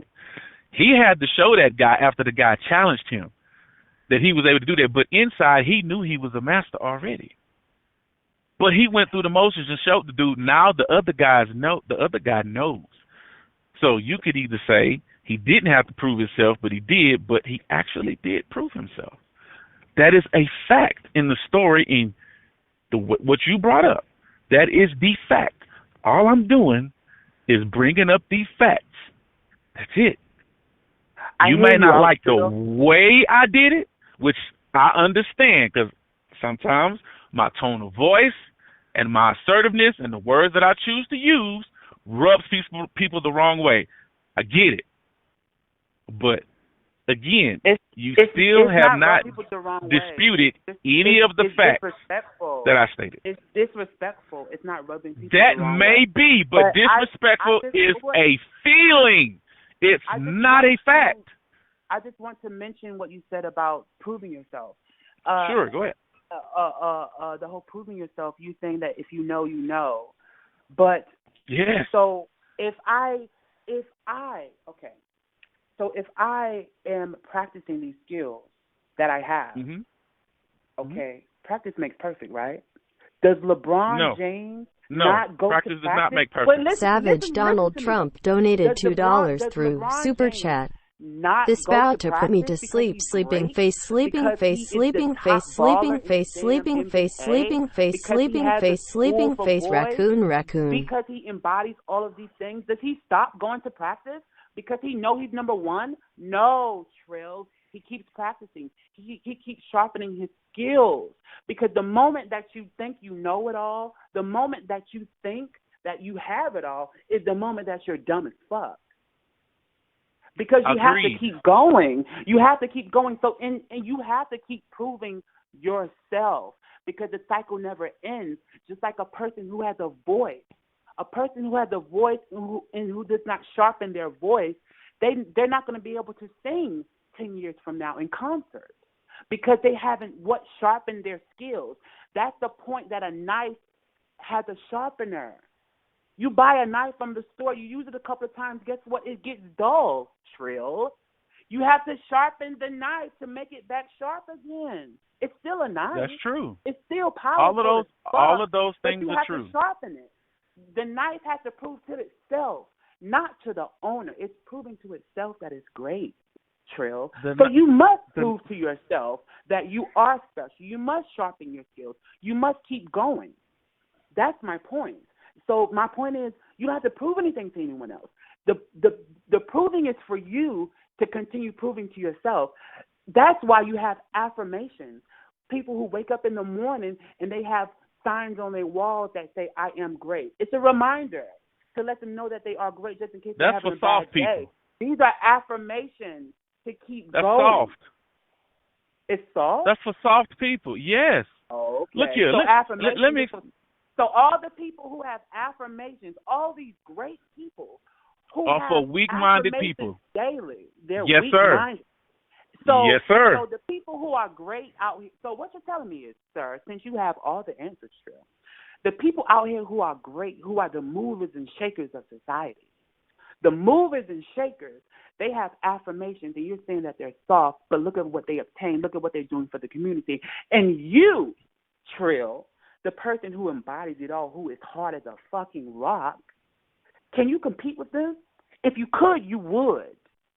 But you can't, because you're not there right now. That's my point. Now, can I go ahead? Can I just go ahead and chop your head off, please? Because I'm tired of fencing with you. This is the deal. I'm gonna use all, and this is where your analogy is terrible. You're saying you need to sharpen your skills. When people say phrases because they sound good, but they don't make sense. Practice does not make perfect. Okay, so there's nothing nobody does that's perfect. Yes or no? Is anyone on this planet perfect at anything ever in history? No, because no one is God. No. So why would you say that? Well, you're taking my point exactly. You're taking it literally. I'm not. How else am I supposed to take it? Okay. That's what you said. The words came out of your mouth, but that's okay. That's just one part. That's one part. When you practice, you're doing that to sustain where you are. No, you're using that to grow further. What's the when it's something physical? Listen to me. When it's something physical, you're going to lose that physicality. The older you get, the less you'll be able to do shit. You're doing it so that you can keep doing it. You got it wrong. The older you're only going to get so fast. You're only going to get so strong. But you can always get smarter. There's a difference. When it's a mental thing, it's different than when it's a physical thing. So when you use LeBron James, that's what I'm saying. That don't make sense. If you were talking about a genius and how he kept studying, that would have been a good point. That's what I'm saying. The way that you choose to phrase things and put things don't make sense. So back when I was in undergrad, right?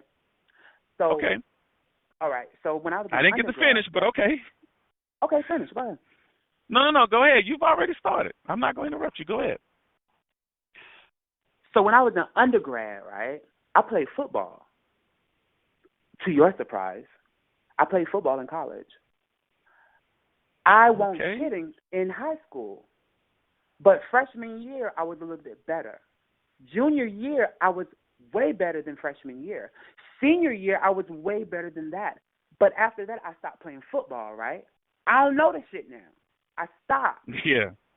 I stopped practicing, okay? So my greatness decreased because I stopped practicing. I stopped learning plays. I stopped doing drills. I stopped those things. So Kenneth, I lost some of my greatness. One question. Just one question. Why do people, NFL superstars and Hall of Famers, why do they retire? If they just keep practicing, they'll keep getting better. Because okay. There's, like I said, there's levels to everything, okay? You're not going to be Why do they retire? Okay, Don't run from the question. I'm not running, okay? So people retire because, okay, let me just say this. When you're the manager at a company, right? Let's say, for instance, if you work at McDonald's. That's not what we're talking about. How do we go from football to McDonald's? To the point. Let me get to the point. If you're a manager at McDonald's, right? Which has nothing to do with physicality. Oh, okay. But physicality is in the mind too. So, no, okay. That's mental. Okay. If you're working at McDonald's as a manager, most people will want to stay the manager. Oh my! Is that some rope? Very, very few people want to excel to own. I need some rope. That McDonald's. I need about 10 feet of rope. This conversation got me wanting to commit suicide. I'm not gonna lie to y'all. This when you try, and I mean humbly try. I've extremely humbled myself, and y'all know I have, because y'all know I'll be screaming to the top of my lungs right now. I have literally tried to make this person understand the fault in their logic, and every time I make specific points, they completely run to McDonald's or somewhere. I cannot debate NFL you. NFL players, they retire, because you are right, because their limbs do get more weak. I'll give you that. Their knees get weak because of the body. Yes, it does. But they excel to the next level in football. They become. That's why Charles Barkley is on TV. That's why Shannon fucking Sharp has excelled to the next level. You're not going to be on that same level throughout life. Most people just want to stay on that level, but that's the point of excelling. What about Junior Seau? Do you know who he is? Excelling. Do you know who Junior Seau is? No, I don't. Junior Seau was a Super Bowl champion. He was a damn good middle linebacker. He played for the San Diego Chargers, he played for the Miami Dolphins, and he played for the Patriots, in which he won those Super Bowl rings. After playing in the NFL for all of those years, he was in so much pain, the man committed suicide. But if he would have just kept practicing, he wouldn't have killed himself. Right. And you say right. Oh, Honcho, I'm done. I'm fucking done. She actually agreed with that shit. I'm done. I can't. I'm done. I'm done. You know what? Kenneth? God bless you. I wish you the best, sir. I wish you the best. I really, really do. Thank you for giving up, Trill. Thank you for bon voyage on your journey. I can't. I can't. Prepaid, I don't have the capacity, prepaid. I don't. Somebody pray for that brother. Somebody pray for that brother. Savage Donald Trump donated $2 to Super Chat. No, I didn't Charles run. Broccoli I retired. Raccoon, I just couldn't do it no more. I couldn't do it no more. I don't want to practice no more. I'm done practicing. I've had enough. Linda. We talking about practice. Linda. We're not talking about the game. We're talking about practice. Linda, take the L. Are you going to hang up or no? Because if you're not, Lord have mercy. Linda. And it's funny, he said I didn't know him. But in one conversation, I picked up a lot of his mental faults. And I called him out on it. Then he called back to try to say he don't have those mental faults. And then I exposed him all over again. Gave him a chance to explain and still broke him down. I am the better judge of character. I pegged you. And you don't like it. That's understandable. I'm sorry. Okay, Linda. I'm sorry. Okay, Linda. Okay, Linda. I totally get it. You could run from the conversation and you could say all of those things. No, I'm not running. I am gracefully bowing out. Well, gracefully bow out like the woman that you okay, I'm not going to say that. I'm sorry. But you did say it. You've been saying it the whole conversation. I know. Just Sarah donated $2 through Super Chat. No, that's no Give need. prepaid a wrench raising hands, raising hands face with tears of joy face with tears of joy face with tears of joy face with tears of joy face with tears of joy face with tears of joy face with tears of joy face with tears of joy face with tears of joy face with tears of joy face with tears of joy face with tears of joy. But I will definitely still continue to call you Linda, though. We're fallible. So are we done or no? Are you giving up? You're bowing out gracefully. You're going to hang up? I've had enough. Okay. I can see right now. I do better arguing with a stop sign. Okay. So stop. I am. I'm trying to. And you still won't let me. All right, well, here's the deal. This what we going to do. We going to go ahead and wrap this one up.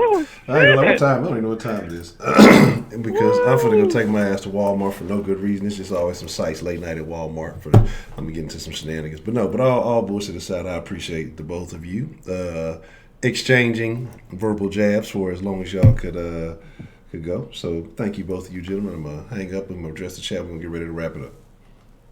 Much love. All right, man. All right. We're going to end on that note. Just Sarah donated $2 through Super Chat. Trill took the LAKA Linda Chipmunk face with tears of joy face with tears of joy face with tears of joy face with tears of joy.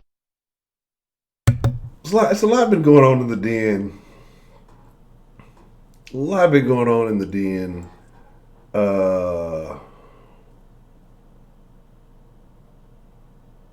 I don't even know where we at right now. It's always about growth and progression, man. You gotta love it. It's a beautiful thing. Tonight was excellent. Regardless of how y'all feel about it, I know some of the debates went way over the 10-minute mark, but we had a few very interesting exchanges. And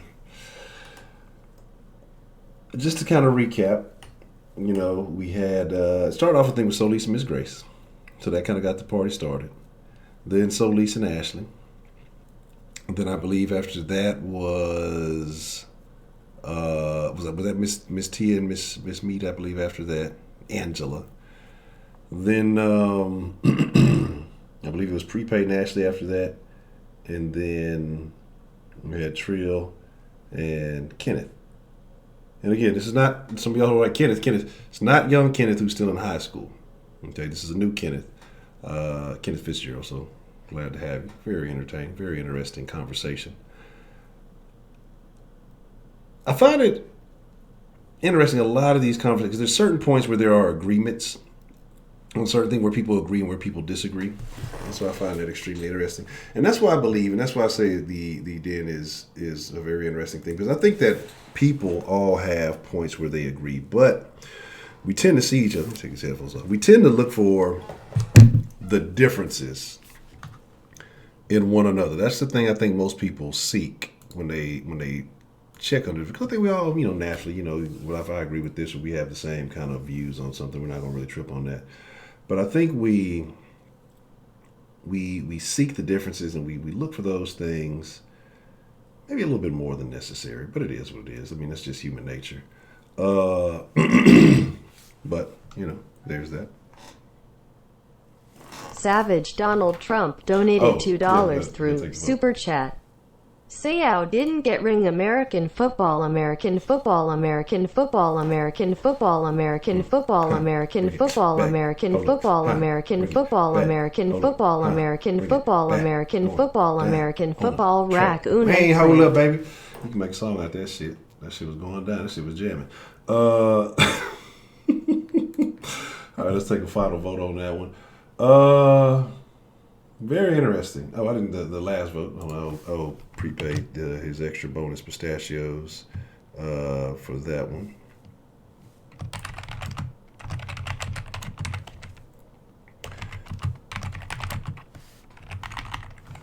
And so we'll sit here about 5 more minutes while we take this final vote.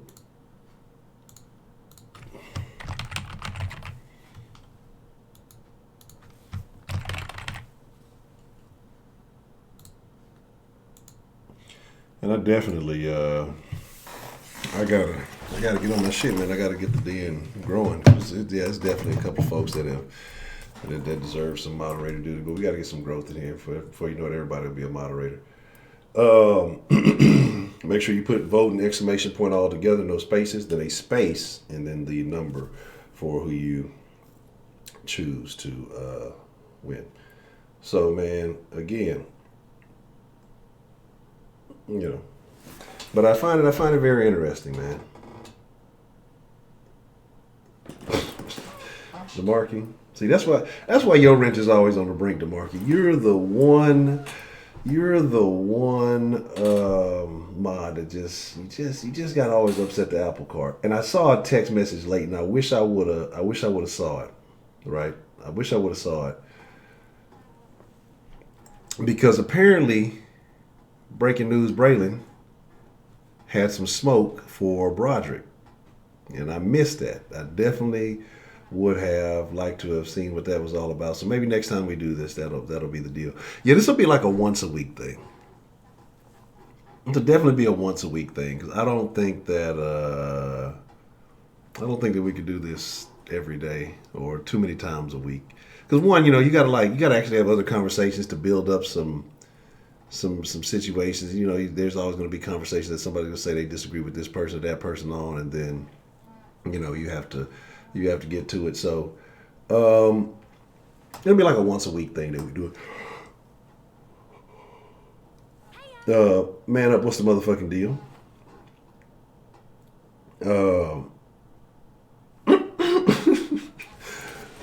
Look, religion should be interesting. I think that would, fucking dirty hair. This would be interesting because we have a lot of people who, we have a lot of people with a lot of views in here. So, look, Shannon stay trying to get bribed. Like, it's one thing when somebody offers a bribe. It's something different when somebody asks for a bribe. You like old buddy off the wire. You know what I'm saying? Man. So I think it's very interesting. I don't know, man. Been a lot going on. There was a lot happening on the last call. The robot voice. I'm still upset that there was just one day of British robot voice. The British robot voice was growing on me. So my thing is very it's very interesting. Let me see.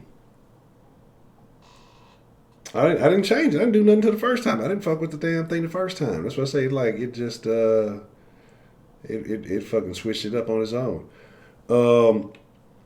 Well, Man Cave, Man Up. It was something that you said. If you get a chance, you might want to check it out because there was a debate between two ladies about something that you shared your story with us the other day when you were on, and and they had a discussion about it. Whether it was right or wrong, and I think you may find that interesting.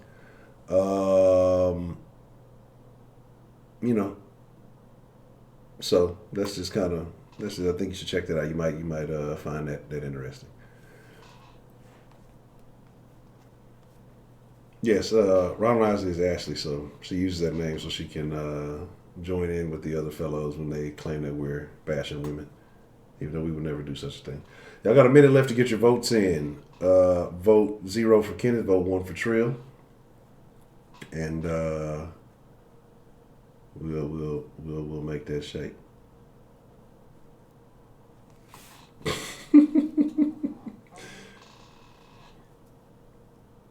No, see, look at y'all. Look, now y'all got people beefing over people pistache. See, what a world. The Den is. I'm telling y'all, man.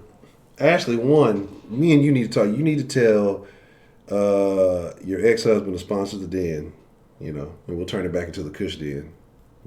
I'll take a trip if we got to sponsor the goods. Since we just throwing money around.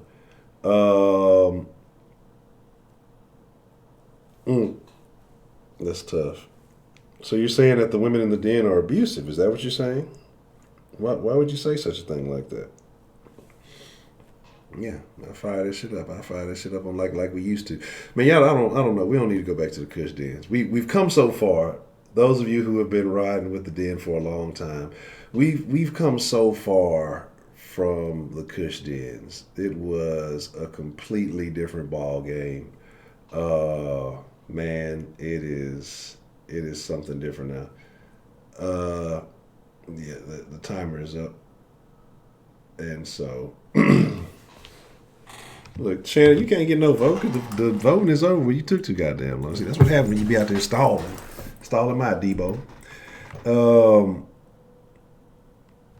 So that'll be I'm surprised. Rashida ain't calling and whoop nobody ass today. That's what I was expecting. I was expecting Rashida to come in and kick dough on somebody. You know what I'm saying? Oh yeah, them deals was bad back in the Gap, man. Oh, but I owe y'all both y'all's contestant pistachio.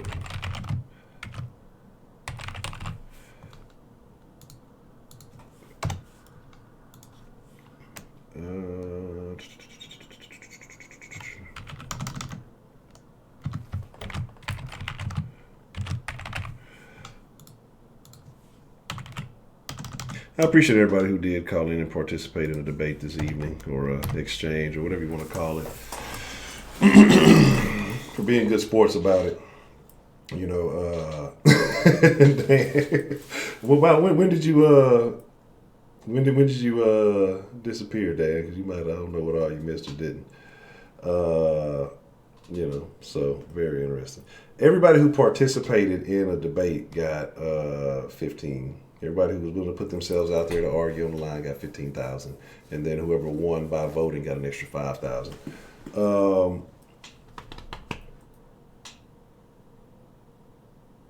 Yeah, I saw Kanye at Edos. I might go ride up there, man. I might have to go slide up to see what Kanye talking about, man. The nigga ain't gonna get in that bitch. But yeah, I saw that. That's extremely interesting. So, you know what I'm saying? Look, I'm telling y'all, leave T-Chop in whatever little hole she in. Kanye gonna be late. They're gonna be in all white. But my thing is this, man. Yeah. Especially you got the. What is that? Is that an afternoon game? Is the Ravens and Texans afternoon game? Better be shit. If it's a morning game, they tripping. That's gonna be the game of the day. They need to go ahead and flex that shit. Fuck all the bullshit. There will not be a better game on than the Texans Ravens game next week. No matter what Trill telling y'all. What? It's a noon game? Get the fuck out of here. At least they could do is flex that shit to the afternoon. That is terrible. Terrible stuff. So there's that. Some of y'all are funny. Some of y'all with some of these additional messages and things. It's all Gucci. But with that being said, man, I appreciate y'all, man. I thank y'all. I really do. Y'all are all great people. Like I said, Sunday we will have confessions again. If you just lurking around and you new to this, We will have confessions on Sunday. Will be a very interesting confession day. So make sure you're there. Let's see what else we got going on. We'll be back at it tomorrow night, 10 p.m. Central.